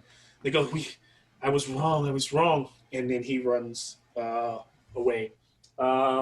Great stuff, Bavo. As we move away from Bavo, there's one vampire spawn that is completely dead. We move over to Calden. Calden, that your spawn has crawled away, and what are you doing now, sir? I'm just moving forward best I can to get this. I have a minute. Do you keep this thing going, or does this fade? Does your because yeah. Is that I think that's concentration. It's not concentration. Oh, it's not concentration. Okay. Yeah. As long as it's within 20 Okay. feet. Okay. That's what I was figured. I was wondering if it's because you have to do concentration on this ritual that you're about to cast. I'll keep him guarding that. Did he go through the doorway? He went up the staircase. You could keep it guarding the staircase at the bottom. Yeah, do that. Just ready to, but Pillar keeps collapsing. So what you're going to need to do is, I think, like similar to what we've done in the past when you've done your exorcisms. This is going almost like a skill. The reason I say it could take anywhere from 2 to 3 turns is depending on how high you roll, if you might be able to cut some of the time down for rolling, let's say between anything higher than say 18, close 20 and above, right? You're gonna might count as 2 full turns. That is, but you need to give me, unless you think there's a better check, I would say probably wisdom based, or you could do Arcana. Would it be religion, maybe? Oh, I'm sorry. Religion. It's religion is the one skill I always forget about. I always forget. Yeah. It would definitely be religion. So go ahead and use religion. I think that's true everybody. I usually always forget about religion. I always forget it's a skill. Like, yeah, let's do religion. Meanwhile, nature. Nature's religion. Okay, fine. You got a point there, nature. Yeah. That's another one. Okay, here we go. Often when I do survival checks, I'm often thinking about nature. Nature would be also a good one for those. 17. 17. So that does count. So tell me, just kind of like walk me through what you're doing as you set these bones. That is one success, but it is not 2 successes. So it did not cut the time in half. Yep. So you got 1 success. Okay. So Colden, he says this short prayer to the Morning Lord. Forgive me for boasting in my arrogance and wrath when I should have just turned him at the beginning. And then places the bones down and immediately says a silent prayer, a humble one, and commences and starts saying the prayer, moving forward. Nice. And as he's starting to pray, suddenly somewhere else the church bells start ringing. And that means that it's high above you. That means in the tower, there's someone ringing the bell in the church tower above. As that begins, we move from Calden to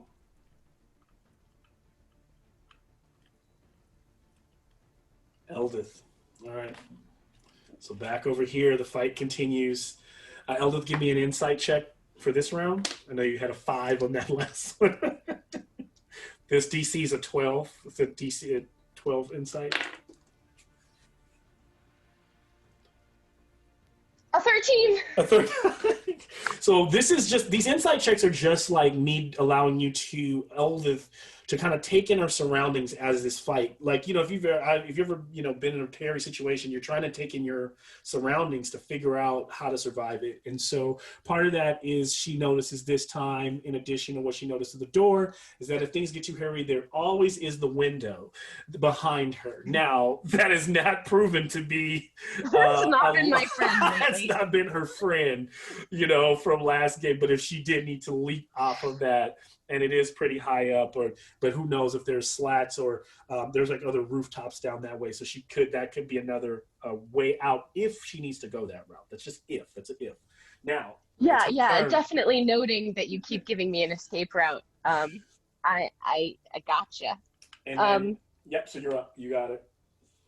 Can I see or can I hear Einar's song? Is there any way for me to? Am I close enough to hear him? That's a good question. Give me 1 second. Let me look. Because I'm dwarvish, so Yeah, I might even recognize the tune even if it's faint. So So what you do see is that rooftop burning not too far away. So good call. On that moment, outside the window, just right behind you, you kind of like do a double take as you see a glowing light kind of rising over the city like a small sun. And it's less that you really hear song. You hear a bit of a tune being played, and I imagine that you probably think that's Einar. You can't quite pick up the words or anything. It's far enough to where it's not that clear, but you see that light, and whatever that means to you, I guess. Yeah. It's it in probably in that doesn't have direction. any effect, though. I don't benefit from the inspiration or anything. Give me another insight check. And Einar, give me a performance check. And actually, since the lower you roll, that would be easier. So the higher you roll, the easier the check. So what'd you roll? So Einar, I'll subtract everything. So if you roll high, then for everything over 10 by 5. It's a 14. So I'll make her check. So it's a 14, then I'll make her check anything over 5. So. I rolled a 5. Oh my gosh. I don't know what's wrong with me. I think I need to buy new dice, you guys. So similar to what I say, you hear it just faintly, and in that moment, you do recognize it to be his song, and therefore, so the inspiration I did give him was a little artificial. It wasn't like a move that he did, and it was more so because everyone stopped. But I do like in this moment that could be helpful. So, I'm very generous. Everybody at home was like, dude, you're always just giving them. I will give you advantage on. I know, Jason. I know. I will give you. Jason gives me so much shit for the stuff I allow you guys to do. I know. I'll give because you we're the good guys. Maybe try and be a good guy next time. I just think of it as a reward for good role play. Because good role play is the heart of the game. Here. True that. Okay, fabulous. Jason. So, I'm gonna wail on her with my battle axe some more. Go for I think it's like the best I can do. Okay, yeah. Oh, and I'm sorry. You can't do that. Yes. All this can't. Remember, She's grappled. You're grappled. You've got to break her grapple. See, I just realized I forgot you were. I should have marked your character. I'll just use my favorite spell, inflict wounds. Oh, okay. Do you need? Is it somatic? So somatic. You can say that she doesn't have your mouth's not covered, and I imagine your hands could. It's by touch. All I gotta do. Oh, and it's touch. Her. Yeah, it's touch. So by her grappling me, I'm doing it. I'll take it. Fair enough. So Um, it's a save for me, right? It's a. And it's resistant to necrotic. Of course it is. Why wouldn't it be? What's the save I need to make? I'm trying to read. I don't see it. Sorry. It says melee spell attack. Oh, it's a melee spell. So it's an attack. I don't know why I thought it was then you have to actually attack me. Yeah, you actually have to make the. So I have to roll for it? Yes. If it's melee spell, then yeah, you got to make that attack. And you rolled got to a use 5. your spell based, not your attack, not your strength based attack, but your spell based attack, whatever that is.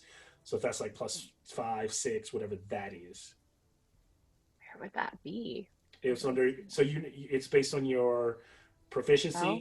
And Spell attack. Mhm. Spell attack. And Okay, so it would be my D20 plus the spell attack. Mhm. Okay, so that is a 10. Okay. High roller tonight. Okay, so yeah, you're not gonna hit her, even though you're like. She goes, she's like, it's almost like you guys doing this little John Wick thing with your hands, and she like grabs your hand and it kind of crackles, with energy, and she's like, and she's like, her fangs are like right in your ear. Okay. As she, And I have 2 attacks, but I don't think because I cast a spell, that's my turn. That will not count. Yep. And because you've used your main action, you can no longer break. So she has you where she wants you right I now. am. Awesome. So then, as this is happening, suddenly, these are not remotely close to each other, so don't think of these as the same scene. But give me a second here. As these 2 walls come busting open and crashing down, the trees bend around, break forth. Winter Splinter is slowly walking in, and there's a woman like standing on his head. She's pale and almost like nude, but like writhing black vines around her. Cackling, her red hair is billowing in the wind. And beside the guards who are responding, firing arrows from above, don't know what to do as these, as about 5 twig blights are pouring in around. Guards who would be there are showing up on the scene to try to fight back. Remember, there's only 30 guards, so slowly as in the city, so as they start to be extinguished, the city becomes more vulnerable. And so Winter Splinter is slowly walking in and attacking. So I imagine that the person closest to maybe being able to hear that or understand that would be Calden, but you're not upstairs yet, so you don't really know. So there's a bunch of screams and things like that going on.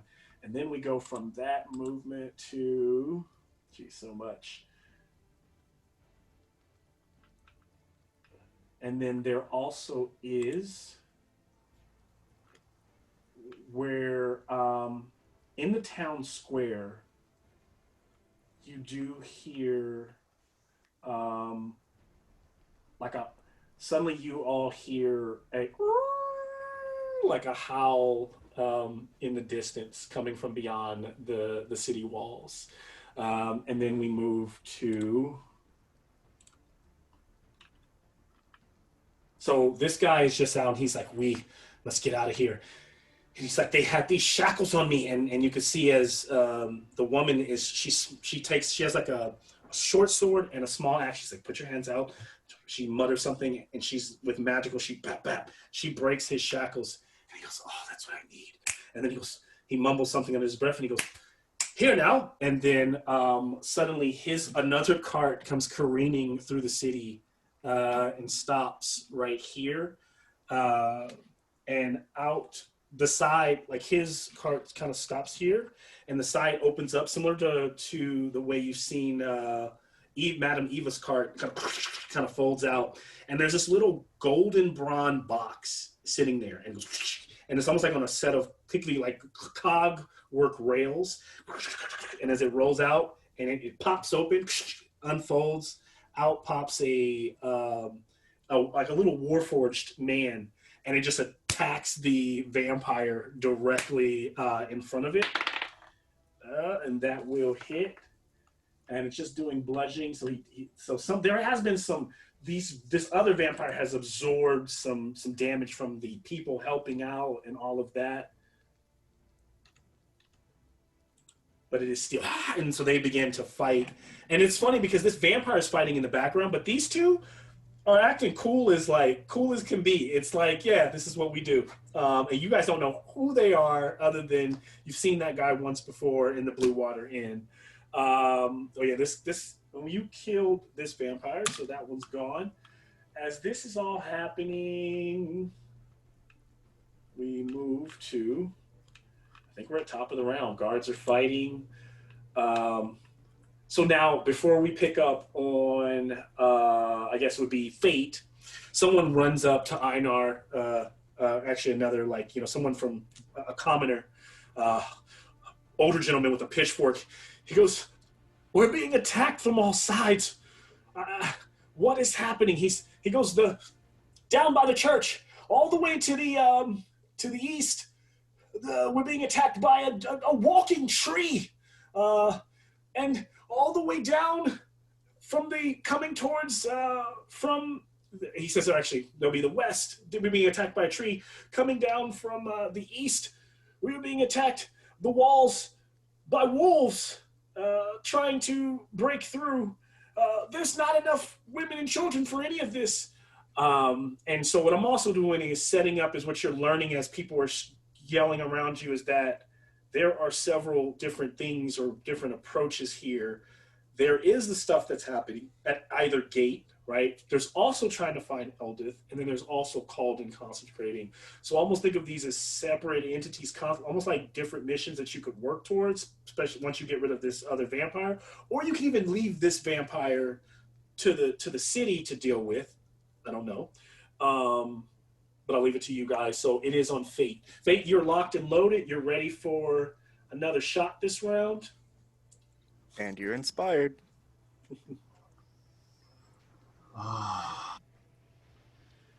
You know, I hate to do this.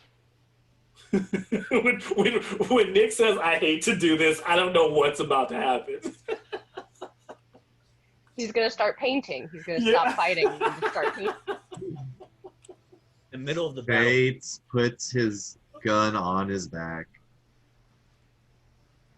holsters his pistol, and brings out his chisel with, I love it, with his good painting supplies, as he is staring at the blazing sun. This is the glory that I seek.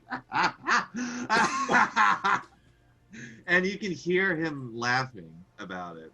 And the woman and the gentleman, Rictavio, and then this other mystery figure, they're like talking, and they stop at the cackling, and they look over, and then they look at Einar, and then they're like, and she's like, is that one with you?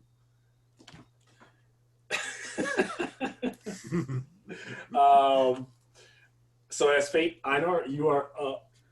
All right. So if I can, as a bonus action, I would like to reply directly to the commoner who came up with the dilemma to me. Yes. And as quickly as possible, in what I hope is just a bonus action, I'm going to explain, summon the wolf hunters and send them to the gate attacked by the wolves. And if you can, gather all the guards and every able man who can hold a weapon and bring them to fight the tree. And so as soon as, because my illusion, my halo of holy light is still behind my head, and immediately after I shoot off those quick directions to him, I point my axe at the vampire, and the light shimmers across the axe as I look it in the eyes and cast Dissonant Whispers at 3rd level. You got it. And also, I'm going to tell you, you guys get, for the sake of gathering the people fighting, I have rolled 5 + 2 to random tokens, and you guys can distribute them however you want. They don't have to just be for Einar.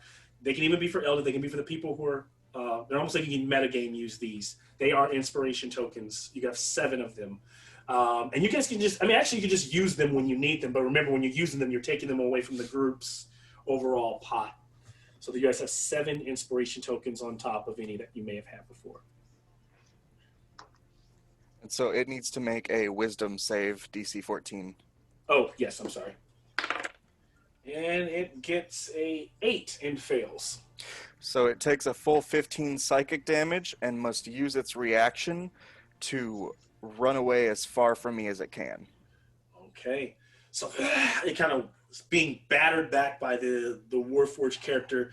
And these are, when I say Warforged, not to be mistaken by Eberron Warforged. This creature does not look like it came, not that your characters even know about that world, right? But this is very much a cogwork man. He looks more like it was made and kind of brought to life.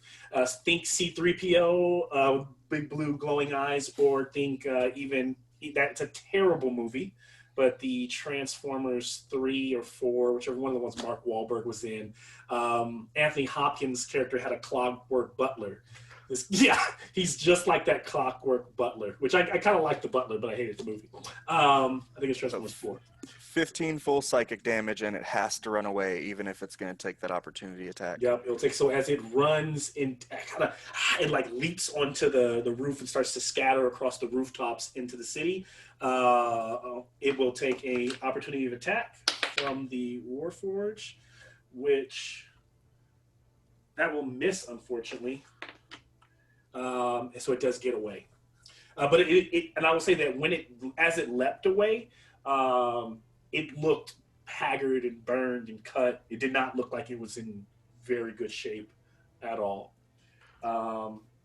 Can I ask if with that, are we out of combat in the square right now? Or at least the 3 of us? You are out of combat in the square, yes. So you guys can also role play here.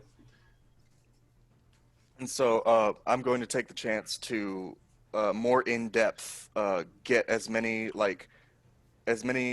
messenger commoners as I can, and I get them in a huddle, and with the shining light behind me, I start basically explaining the plan, like, get these people, go here, hold back the tree, gather the wolf hunters to take the wolves, and then I defer to Bavo on what do you think we should do? Where should we go, Bavo? Is the light still in the sky? Still behind my head, yes. Okay. That lasts, let me see, that's a whole minute. Okay. So I think you got you still got some time on it. And even based on where this is going, depending on what Elda's doing, I think she can still see it for like another round. If I feel it going down, it's just a cantrip, so I can keep, every time I feel that it starts to fade, I re-up it. Okay, gotcha. So while you guys are kind of talking and having that conversation, I'll go back so that we can kind of figure out who these people are. But Eldith, what are you doing? Isn't Calden before me? Oh, Calden. Sorry, Calden. Yes, you're right. Get them bones, boy. Get the bones. Consecration. Come on. Thank you. Come on. All right. Oh yeah, roll. Sorry. Ugh, come on. 19. Yeah. That's that will do. That will do it. So describe for me as you finalize the consecration there. As Colden, his eyes are closed and he's saying the prayer, and he opens them. Eyes are still glowing, and there's this. Even though it's nothing that's visual, all of a sudden there's this just warmth that he feels, and he can tell the place is secure. Yeah. And yeah, this warmth. Yeah. And somewhere on the rooftop, the priest that was Lucian ringing the bell, "Come, demons, come all to the church." Kind of panning through. We were like sweeping through winter splinters and kind of walking and holding him on his vines, kind of like this, almost, if you would have wished, this kind of pale, similar to like a poison ivy, not as cheesy, but this just woman with majestic hair. Probably was a druid in her past life, but she clearly, no blood flows through these veins. She goes, "Let us destroy, let's enjoy my babies." And then somewhere down in one of the other streets, a woman comes walking from out of an alley, and her another kind of palish woman, and she kind of walks the streets cutting down with a whip, just whipping women, whipping and dragging people in and stabbing them, and just like reveling in the bloodlust, as all three of Strahd's wives are now in the city, just wreaking all kind of havoc. But at that moment, because you have consecrated the Lucian's body, the vampire spawn can no longer stay in the chapel. So he just, feeling like Lathander's power, just, leaps out of the bell tower and the body tumbles off, lands against the ground, crumples over, and then like spider crawls, broken limbs off into the shadows. So you have consecrated. All of the church should be safe. Calden, great job. Back over here, Eldith, it's on you.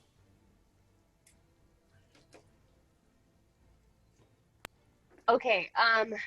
Could I hear the bells from the church? Yes, I imagine everyone can hear those bells going off. Okay. I think, as much as I really want to destroy this person, and as the bells are ringing, that would be fantastic. I can hear the bells, and I think Eldith would assume that meant trouble at the church, and that she would know Calden had gone in that direction. Mm-hmm. And I think I'm gonna back up. Am I still grappled? You are. And Ludmilla in your ear goes, "They're coming to get you, Eldith."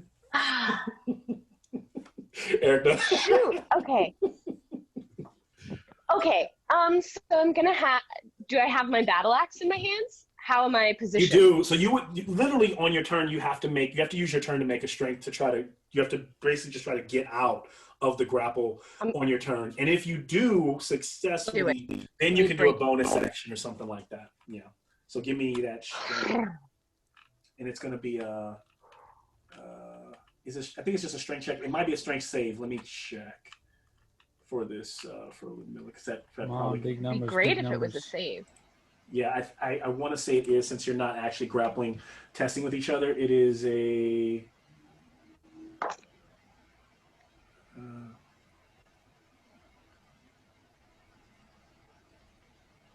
save, a strength save. It's a strength save. That's a 18. 18. Because my necklace gives me +1 to saving throws. Yep. So as you kind of, how do you get out of it? What do you do, Elbor? What do you do to break the? I would imagine that I had my axe in my hands still, mm-hmm. and that I would kind of like, twist it to the point mm-hmm. where she can't hold me to kind of mm-hmm. break that, and at the same time kind of like knock her to the side with that back end of the handle. as you break away from her and spin back around. Eldith, if you burn an inspiration, I'll allow you to make follow up with an attack. Otherwise, that's your action, and you've got to like do something else or move, or you could do bonus or something like that. But if you did want to follow up with an attack, it would cost you an inspiration. I think I want to make a run for it. Okay. All right, so you're going for the is it the window? Is it the door? That's just the big window out the back. The door is down probably like you don't know how many floors up you are, and you don't know how big the house. You don't know. So in a split second, you got 10 seconds to make a decision what you're doing. Yeah, I think I see the window, and I'm gonna go for it. Okay, so she will take the opportunity of attack with her claws. Of course she will. And oh my God, she rolled low. She rolled good. 11. 11 doesn't hit you, right? So, no, it don't. So she catches the back of your cloak, and that kind of leaves a claw shredded mark as you leap up onto the bed. Here goes what you did last time, hoping that it goes much better than before. You're gonna question. Before I jump out the window, can I kind of like tuck my arms and do like a healing pool, touch into like my healing pool? What is it called? Are you gonna lay on hands? Lay on hands. Doesn't that take an action? I think lay on hands. It certainly does. Never mind. Yeah. So you can't lay on hands of yourself yet. You could once you hit the ground on your next turn. Going forward. Let's hope. Can I jump onto a rooftop instead of just straight down? Yes. So here's what's going to happen to try That's my goal. Okay. First of all, I need an athletics check. Oh, just to really good at that. Just to make it through the window. I rolled a 4. Oh my God. That's a 12. Athletics. Okay. 12 athletics? You said 12? Okay, 12. Yeah. Okay. Yep. Let me check. Oh. Okay, yeah, no, that gets you through the window. Okay. So now I need the acrobatics check to make it, because here's the thing. It's going to be it's easier to jump through straight down. It's going to be harder. So what I'll do is based on, this is to see if you make it to the rooftop. That is like you're in the heavy armor, and it's a good 15 feet away. It's like you're trying to leap out of this and get to that spot, like right over there, so that you can latch on, like flying across the rooftop. Can I burn one of the inspiration tokens for this? You can. Does the group okay that motion? Eldith's flying. Please don't splat on the ground. What do I add? It's an acrobatics, so whatever that is, and you're just gonna inspiration provides you advantage, means you can roll 2 die to take the highest result. I like that. Okay.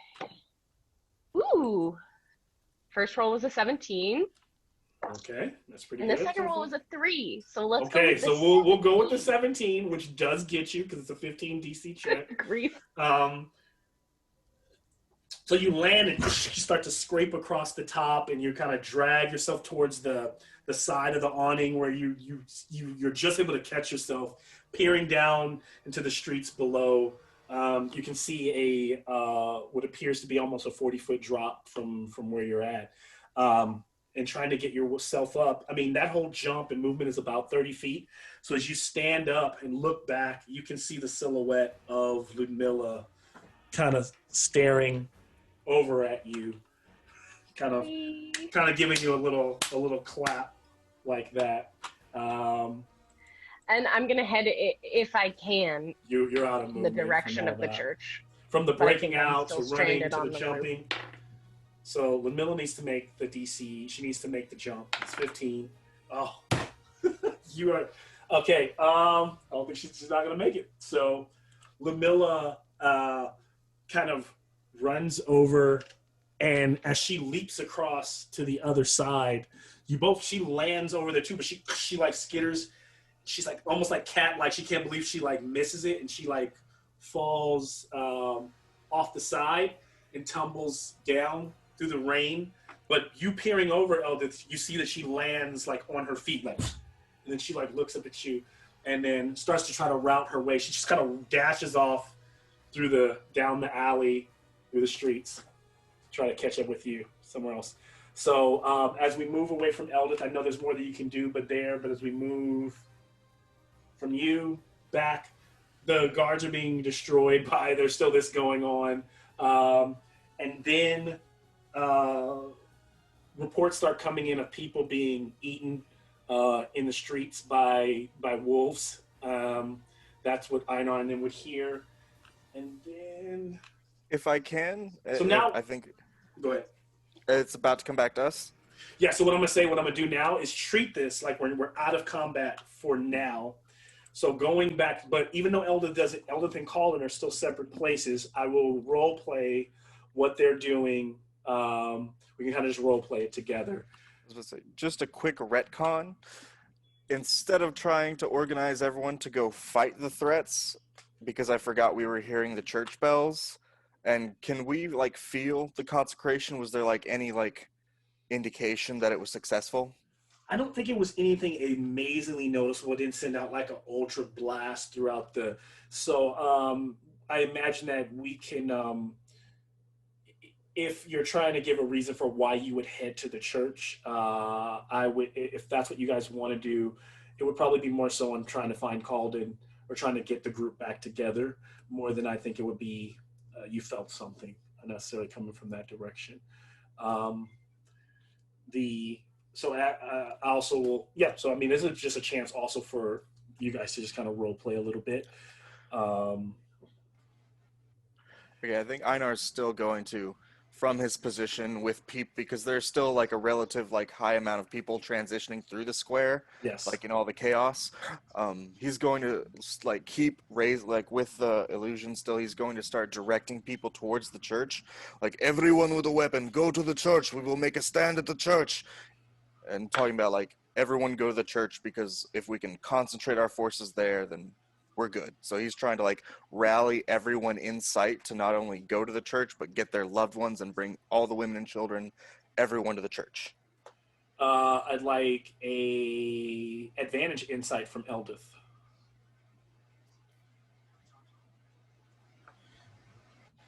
It's pretty much like a DC 10, so you should get it. If you fail it, you fail it. First, I got a 19 and a 16. Okay, so as Eldith is running across the rooftops, right, under the, like, the clouds are rolling, it's raining, the moon breaks sometimes. You see that light. And that light is about, also I'll reveal, Eldith, you're right here. And so across those rooftops, every one of these squares is 250 feet. So moving, literally dashing, it would take you 4 full turns of dashing to move to another square. What is that? So it's like 24, like almost 30 seconds to just, to move to these spaces. So you could, you're like over here on the roof and you can see this, ball of light moving through the town square.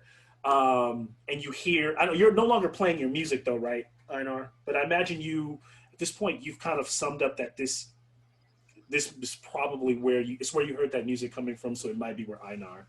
I'm still like beating my shield to get everyone's attention, like constantly like beating out a rhythm. And you hear that dwarven voice kind of close by calling the people to action, so you know that's Einar. Okay, and that's much closer than the church, so I'd probably head in that direction. There. Okay. And then, probably get towards there and linger just to make sure before I just dashed out into the middle of the commotion, just to make sure that that's actually Einar. You know what I'm saying? Yes. So as you're working your way over to that area, Calden, you've just finished, getting the church together. What are you doing?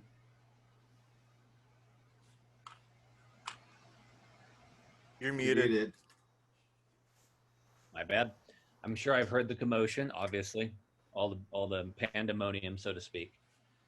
I I would feel that the vampire spawn obviously could not dwell in the house, so I will run up to the tower Okay. and ring the bell for sanctuary. I Nice. believe that's what a priest would do. And what is a bell? Can they see me, or is it they just going to see the bell? They're just gonna see the. I mean, it's if you were close enough, you could maybe see who's in there. Usually at a bell tower, right? If I'm not mistaken, you can't really see the bell ringer, right? You just see the bell. You just see the bell going back and forth. So I don't think anyone will really see you, but it appears to be like.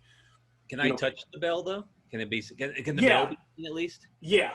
I will touch it, cast light so it glows with radiant dawn energy, and then ring it over and over. Wow. They can. So Yeah. that's an awesome shot of the church in the dark with that bell like a light beacon, and then the beacon across the Valaki moving through the streets, right? People starting to crowd around Einar and listen with pitchforks and torches moving through the streets in the rain. As this is happening, is anyone talking to so the two carriages have joined you, and you can hear from time to time they're still talking to each other, and he goes, "Are we literally going to just?" The woman goes, "Are we literally going to just stick around for this?" He goes, "Well, we must save these people. It is the right thing to do. It must be the Vistani in you that would do that." And she was like, "Don't give me that. Don't be a bigot, Rictavio." And then she goes, and he goes, "Ah," and she goes, "It is. We need to stay here until we find the woman. Enough with the woman. She needs. I told her I would get her outside of the walls. I told her that I had a safe place for her, but I have not been able to find her. Who knew this was going to happen? We must kill the vampire. We must kill the devil. But today is clearly not. With all this is not going to be the day." And so they're just talking. If I can overhear them, I'll just like quickly interrupt, like turn away from the people and hear them. Friends, Yes. we do not know each other well, but you seem like the people on the right side. None of you look undead, and if you don't notice, there's a lot going on. We could really use your help. We're going to the church. I believe the best way to survive is together. If we bring all of the lucky, and you are of course here, we must go. Like talking like fast. Einar is just spitting words. Dwarf, excuse me. Your name? I am Einar Varden. Einar. Esmeralda. Nice to meet you. And this is Rictavio. And they both at the same time go, "Vampire hunters at your service." So what you're telling us is to all go to one spot so that we can sit there and wait for Strahd to come destroy us all. We are not waiting for Strahd to destroy us, but if we and the entire town present a united front, would you rather face Strahd by yourselves or with an army of people and adventurers at your back? Einar's got a point, don't you think, Rictavio? And This is not the way I typically work. It is stealthy. This is not how we win this, but I am a sucker for. I do not want to see this town die. Bavo? I'm just yelling out, "Follow Bavo!" And I'm just kind of leading the townsfolk towards the church as they're having this discussion. And then Rictavio goes, "Oh, foolhardy heroes. Follow," and continues to ride. I just want to add that the painting and how it's progressing is the giant ball of light in the sky, and like a stream of like smaller lights, like indicating like the people, nice. And then the glowing church in the background is like going towards it. Can you give me a performance check for your artistry? Yes. It's gonna be. Can I actually do DC 15, or unless you could do something else. Yeah. Can I do sleight of hand because I'm like sleight of hand? That's fine. DC 15. 19. Okay. I'll add another inspiration point to that. So as you go ahead. Oh, no, I'm saying, so you guys are heading straight to the church. Mm-hmm. So we're not breaking off. In the meantime, there are still calls. If you can hear the yelling of the people. When you arrive at the church, the two front doors, so let's kind of go, as you arrive at the church, people are gathering with you all. What is the first thing you would do, Einar, Bavo? We're still role playing. Calden is ringing the bell, and Calden, as you're looking down, you can see your group showing up with people at their backsides. I'm 100% like I get Bavo, and Bavo is doing that great job leading, and so we're going to start like shepherding people in. Like as the flow of people start coming to the church, Einar is going to like be doing like directing like women and children, and then like directing women and children inside the church, and then grabbing like any male of fighting age. He'll stop and start like instructing them to start like securing the perimeter. So he's doing kind of both. And So people start to help guards. I would put more people up there, but like pretty much the group is all showing up here. I don't need to share for too long right now, but just to give you the idea, that's where they're all at. Huge open space, is enough people to kind of get inside. And as you're rushing, now here's going to be the catch. What I want to do is I want to see how long it's taking you to get to the church. So we'll see how many turns moving through the streets.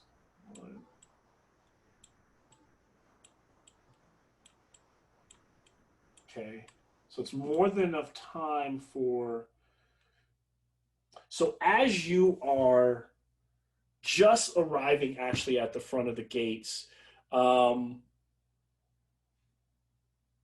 you can hear, you start to hear the wolves starting to nipping at the heels of the people in the group. And so you start to usher people inside as quickly, go, as fast as possible. except for the males of fighting age, I Males wanted of to fighting. specify, So yeah, because I'm having them outside with us to like form up, yep. like little military positions. Like I'm having them stand in like as much of a formation as I can get them in. Nice. Malcolm, would you say that I finished the painting by now? Do you think you could paint in? I mean, it's been maybe. Would you? I mean, it sounds like he's a very quick painter, right? It's like he throws paint. Like he's one of those guys. He's throwing paint on the canvas and moving pretty quickly. So yeah, 2-minute painting, 3-minute painting. I've seen a lot of people do that. So yes, I imagine it's they're. Yeah, I'd say yes, you finished it, especially because you rolled high, so you've got the inspiration token that came from it. Yes. So at that point, then he like takes out his like back with the rifle all loaded up, and keeping anything away as the people are funneling into the church. Okay. Where we are, we're going to be closing on soon. I like everything I'm hearing, but I want to hear a little bit more about prepping. I like that I'm hearing, how we're going to use the males to the front of the church. Seems like Einar's kind of Einar's kind of taking a position of like general right now. Does anybody go up to the roof? Does Calden come down? What's happening? Yeah, that's what I was going to say. I will eventually, as I'm saying now, I will come down. And I know there's obviously still people out there, and Calden's worried for him, but he sees Einar, he sees Bavo, he sees Fate, friends. He's and just you can see the commotion, but he's seeing the people, Calden, the fear coming in. No Eldith. No, Eldith. Is the church safe? Eldith, you're following that light, right? So you would have eventually caught up. So I imagine that they're. Go ahead. Last we left off Eldith, she was still on the roof. And, yes. So you've been like roof hopping, like they're really close. I was gonna say, can I like jump rooftop to roof? We're gonna assume without all the skill checking that you've been making some pretty incredible. Like there just happens to be like you come around a corner and the pigeons fly away and there's like somebody left a ladder. There's a clothesline. Yeah. Just when they trip, you like swing across and grab on the side. You've hopped across a couple balconies and now here you are. And so as they're getting inside the church, you just see like Eldith walks in with like bird. Nests in her hair, like twigs and leaves, and somebody's ragged. Yeah, all over. All right. My eyes deceive me. Yes. And I just kind of like lean over, like winded, just trying to catch my breath. As soon as I walk in through, and I'm like, fine. Hey. Aren't you right behind me? Right behind you, man. Right behind you. The bones. Where were you? It's great to see you. I can I tell. met a terrifying woman. I can tell so much has happened with all of us right now. We're all just eager to share. So, but just know the bones have been consecrated. Ah, Other, very good. Well Man, done. Calden, yeah. I knew you'd come through. What's happened? Well- What happened out there? What's happened? What's going on? I mean, Well, it seems that everything is going Calden, on. are you still on the roof or are you down now? I came down after Okay. I saw them coming down. Yeah, Okay. I came down. Groups all together. Groups Yeah. all together. So you're all there. People are like, there's corners of women who are huddled up, and women, men, children who are crying. Then there are those who are outside preparing. They've got the last few guards, and I'm going to make a roll for how many of the guards are actually left based on what they were fighting. And since they went unhelped, they would have probably had to fight until they were ready to just abandon their post. And so I'll make a charisma check for them abandoning their post. It's pretty high, so that means, and then let's roll for how many of them would die. Okay, so there are 13 abled guards left. And then I will get an exact number a little bit later of how many of the actual other townsfolk I think are readily able to fight right now, because I don't want to haphazardly give that number, because I think it could be really high, and it could be really low. But I also imagine that there'd be commoners, so you'd be like their will to fight may not last as long as the guards' will to fight. But I'll give you a number for that. But I imagine that it's still a good number. Like when Einar looks through those doors, the entire front of the church has at least 4 ranks of people waiting.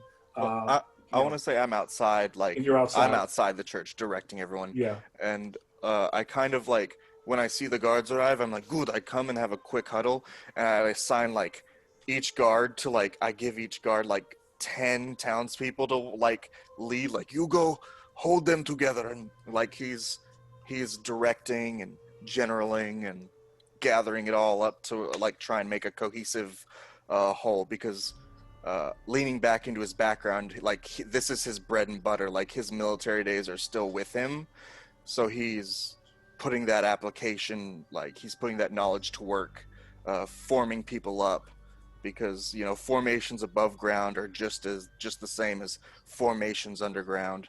And so like he's putting each guard as like a captain of so many townsfolk to try and like bring order to this united front. Okay. And he called in, protect the women and children. Fate. I'm How on the lookout. And Perfect. he has his like scope out, and he's like looking for. Are you doing that from a high point position or just right to the front? I think at this point, like he was. Because guarding he the front. could use the bell tower, be like a sniper, but I think so, because like at first it was just getting people inside, but now it's like making a perimeter. So he's like, And real quick, before my friends depart, I look at all 4 and I cast second level, obviously, because there's 4. I give him bless. I bless him. all blessed. Then Bavo, can you help with these men? You are the truest warrior among us, and your help will be invaluable in stealing the hearts of these men. So Bavo gives one of his shield to one of the townsfolk, as noting that one didn't have it. And then I take out a long sword from my back, and so now I'm dual wielding my Dragon Slayer sword and my other long sword. So I go, I yell out, and I will lead, I will protect. Nice. All right. How about Eldith? Kind of heard what everybody's doing. Where's she at right now? What's she trying to do? Did Einar just ask me to protect the women and children? Oh yeah. I think So- I was talking to Calden. He was talking to Calden, I Oh. think. Yeah, because he was asking the priest to kind of funnel all those people together, and I imagine that's what Calden's doing. But I mean, you're a paladin. You probably need to be frontline or something similar. I don't know. Will Yeah, you join us, Eldith? Gladly, friend. And so I like imagine like the 3 of us like stand like in the front line amidst all the people forming them up and getting them ready. And when everyone's together, Einar is like thinking of a speech, like before like all three of these women and their demons come into the square. Yeah, so if there's anything in the speech before the end, before I share the enemy, which you know it's come, you know what the enemy is coming. And so I can see it in my head, like the rains falling down, people with their torches, pitchforks, and it's just this moment. And with the illusion still around his head, Einar is going to, yell out, "People of Valaki, today you fight for your home, your wives, your children, your home and your people. Today you are more than men. You are warriors. Nothing can stand against you. Today, united, we will show that the devil cannot overcome Valaki." Ah! Somebody like, and then a couple more, yeah! And then there's that The one, lady like, watcher. the one like 15-year-old who looks and like, "You're gonna die." He's just like looking at his father like, die. Okay, sorry, go ahead. The Lady Watcher has failed you. The Baron has failed you. I and my friends will not fail you. Stand with us, and not only will we defeat the devil today, but we will rise from this battle and defeat the Devil's Strahd forever. And in the distance, ah! They kind of like, yell, and the camera kind of pans by, and we see Bavel standing there, and Elda standing there, and all of her armor glistening. Boom, clamoring their shields, people roaring together up in the tower, and through his monocle, through the scope, Fate can see the wolves running through the streets. Slowly, they start to creep out of the darkness, surrounding the perimeter of the church, right? So they're creating like a half circle around you all in the rain. Then, coming up from the side of the church, it almost seeming like it's about to attack and just pummel the side of the glass on the, if you're out facing this way, we would be coming from the, right side. Winter Splinter walks up, but it goes to swing, and the woman on top pats it on the head, and it stops. All the twig blights crawl up onto Winter Splinter, and it begins to walk, and it walks around to where it's facing the front of the church. The sky is still dark, and the moon is still white, but slowly, barely visible through the fog. There are only 2 homes in the entire town that are burning right now. They are the Burgomasters and the Watcher House. They are aflame in their district. So from where you guys are, you're all down in N1. So the mansion over here is burning, and the Watcher House is burning over here. So you can see them from where you're at, just like in the distance. So they're one of the largest homes in the town, and everyone is. There's been no sight of them. There's been no sight of their people as of right now. Who knows where, if they could be amongst one of you, but there's been no time to really focus on that. And you wait, and as the dogs growl, then suddenly another woman who walks out with a bloody knife. She sheathes it. She's if I had to share the 3 of them, the 2 of them, because the 2 hop off of the one hops off of the Winter Splinter, and this is not the scene, but literally just sharing them for the sake of who they look like. You got this one, and where is my Winter Splinter? And then her. And then slowly out of the darkness at their center appears Ludmilla. And the one who has the whip, she has like a goblet that she is holding after she sees her dagger. She starts to drink blood from it, probably that's been collected from the people of the town. And so with that, she goes, "Are you guys going to make it So what? We can't come inside. We'll cut our way through these boys that you have here. Um, 1 second here. I'm trying to share something. Uh-oh. It's not what I want to do. And so, does anybody respond to her as she's kind of talking this crap? If not, she's talking right now. Einar. I mean, just so Malcolm knows, after the women and children are in, like they're all the Einar and the rest of the warriors are out there. I am behind. I'm at the entrance, like watching, in case something needs to be done. Just Yeah. I didn't want to stay in with the in their back. Does that make sense? You have all disrespected. You all deserve the wrath of Strahd, and today you all shall get it. Delivered to you by my... And then she stops. She looks back, and through the darkness of the streets right behind her, something up the road, you hear chattering, talking. What did you say? It's my town. No, it's my town. No, it's my town. It was always my town. And I love the people. And slowly these two figures appear through the fog, walking out behind the vampire. Even the three vampire wives kind of turn and hiss, and they begin to bow as the two figures walk into, and it is the Baron. He's like walking, and he's like, "You are always trying to take things from me." And then on the other side is Lady Watcher. But both of their mouths seem ragged and open and bloody, and they continue to, "Oh, it is my cow." And then what you realize, Strahd appears with his hands through the back of their skulls, puppeting their mouths. Lady Watcher hanging off of Strahd's one arm, and the Burgomaster hanging off of the other. "It is my town." "No, it's my town."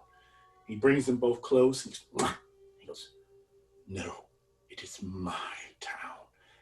And he rips his hands out of the back of their backs, and when their bodies hit the ground, you can see that their spines are completely torn open, and they're just a bloody, raggedy mess. And he just licks his fingers. And for the first time, his face does not seem as handsome, or for a moment it takes on a very gruesome, angular, violent, devilish face. And then he collects himself, feeding on the blood. And he goes, "This was, unfortunately, not my plan for this evening's affairs, but it has come to this. And therefore, I don't want to see all of my subjects die this night. I don't want to see... I have no need.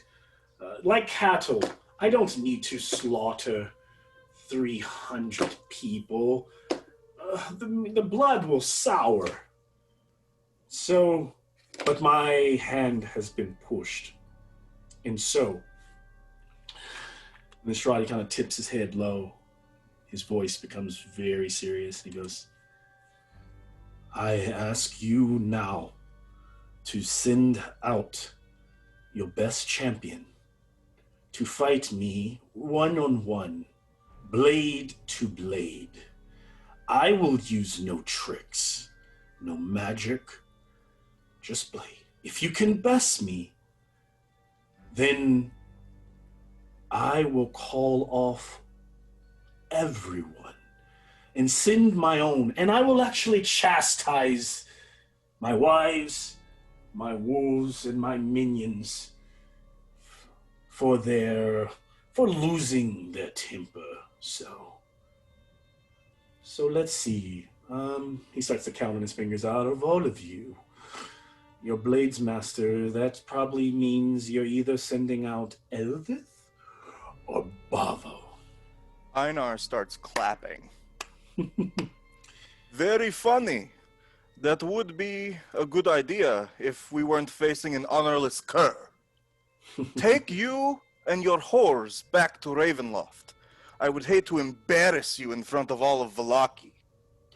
You want to fight one of us because you fear all of us in your black, broken, and shriveled heart. Oh, We do not negotiate with you, faithless and accursed. Go Your back to the hell as you are from." Ah, that hurts. It cuts deep because I so like you all. Bavo, do they speak for you? You fight one, you fight all of us at once. Devil. Ah, fair enough. Fair enough.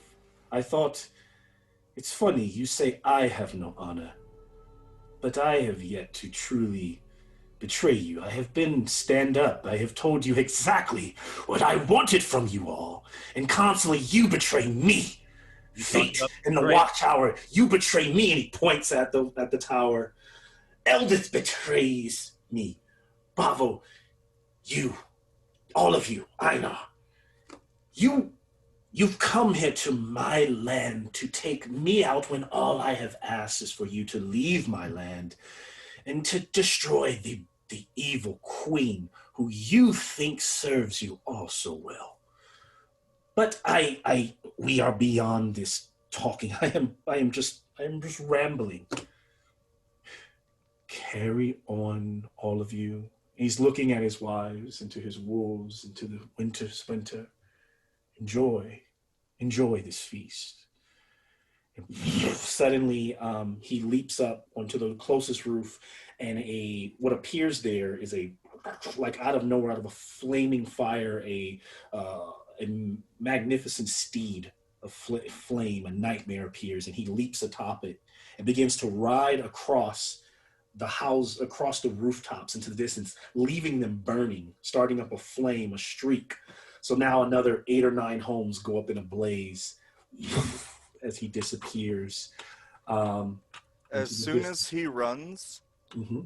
Einar takes the opportunity to look to the people and yells out once more, "See how the coward runs! He fears you and the strength in your hearts. He is nothing, and we will defeat his whores and his wolves here and now." And then he casts Shatter at the wives. I was waiting for your first attack.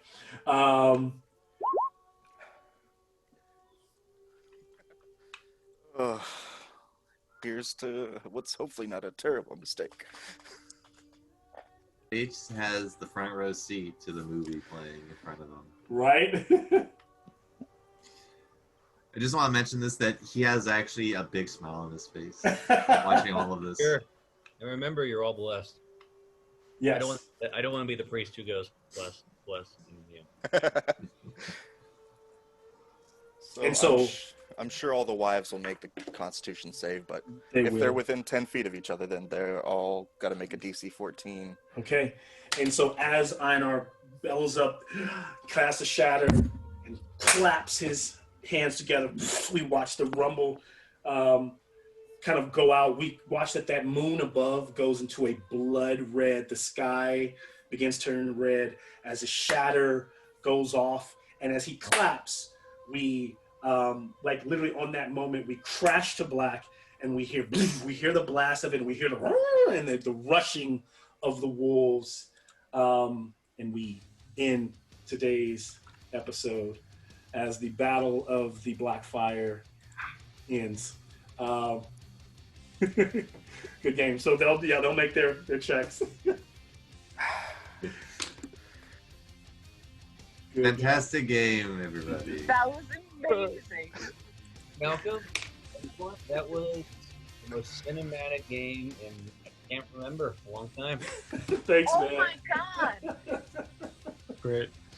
That was good. Wow. The setup for that next one is gonna be crazy. Huge. Because that's not how I didn't think you guys would tackle it that way. I thought you might go after, it was meant to kind of be like, you go after a couple of these to help the town.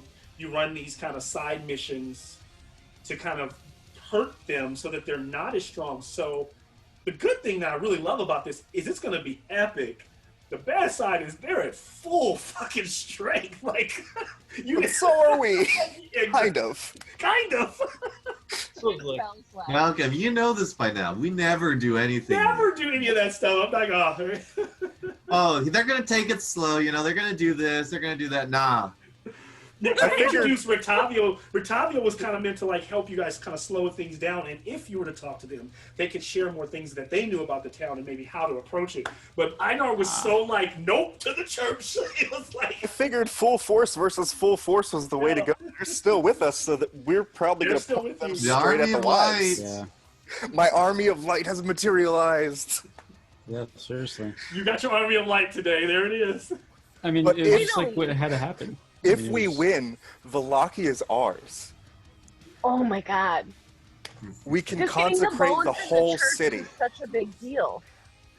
If we win this, we can consecrate the whole city. I don't know if that's literally possible, but like theoretically, we could consecrate the whole city.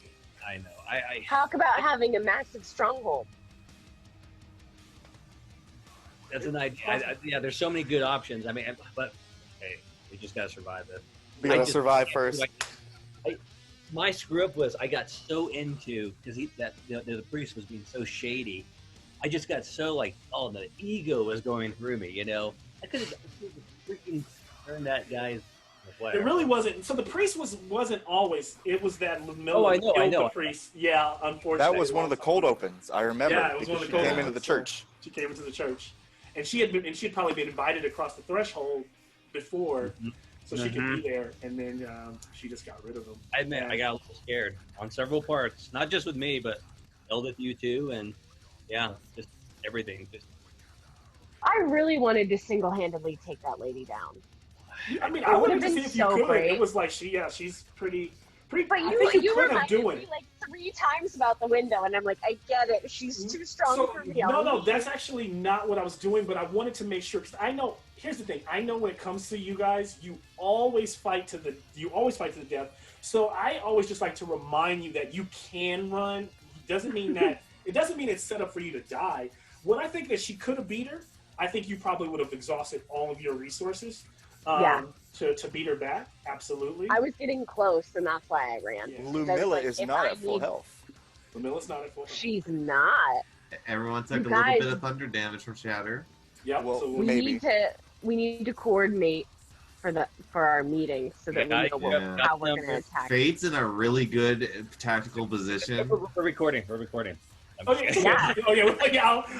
But Don't great game, let the- everybody. I'll stop the recording so that you guys can talk. But pretty awesome. And the song playing is "Blackfire Upon Us" by Metalocalypse. Just kind of one of my favorite metal bands. This whole episode was kind of based on this song. So yeah, I love it. But great stuff. Oh man. It,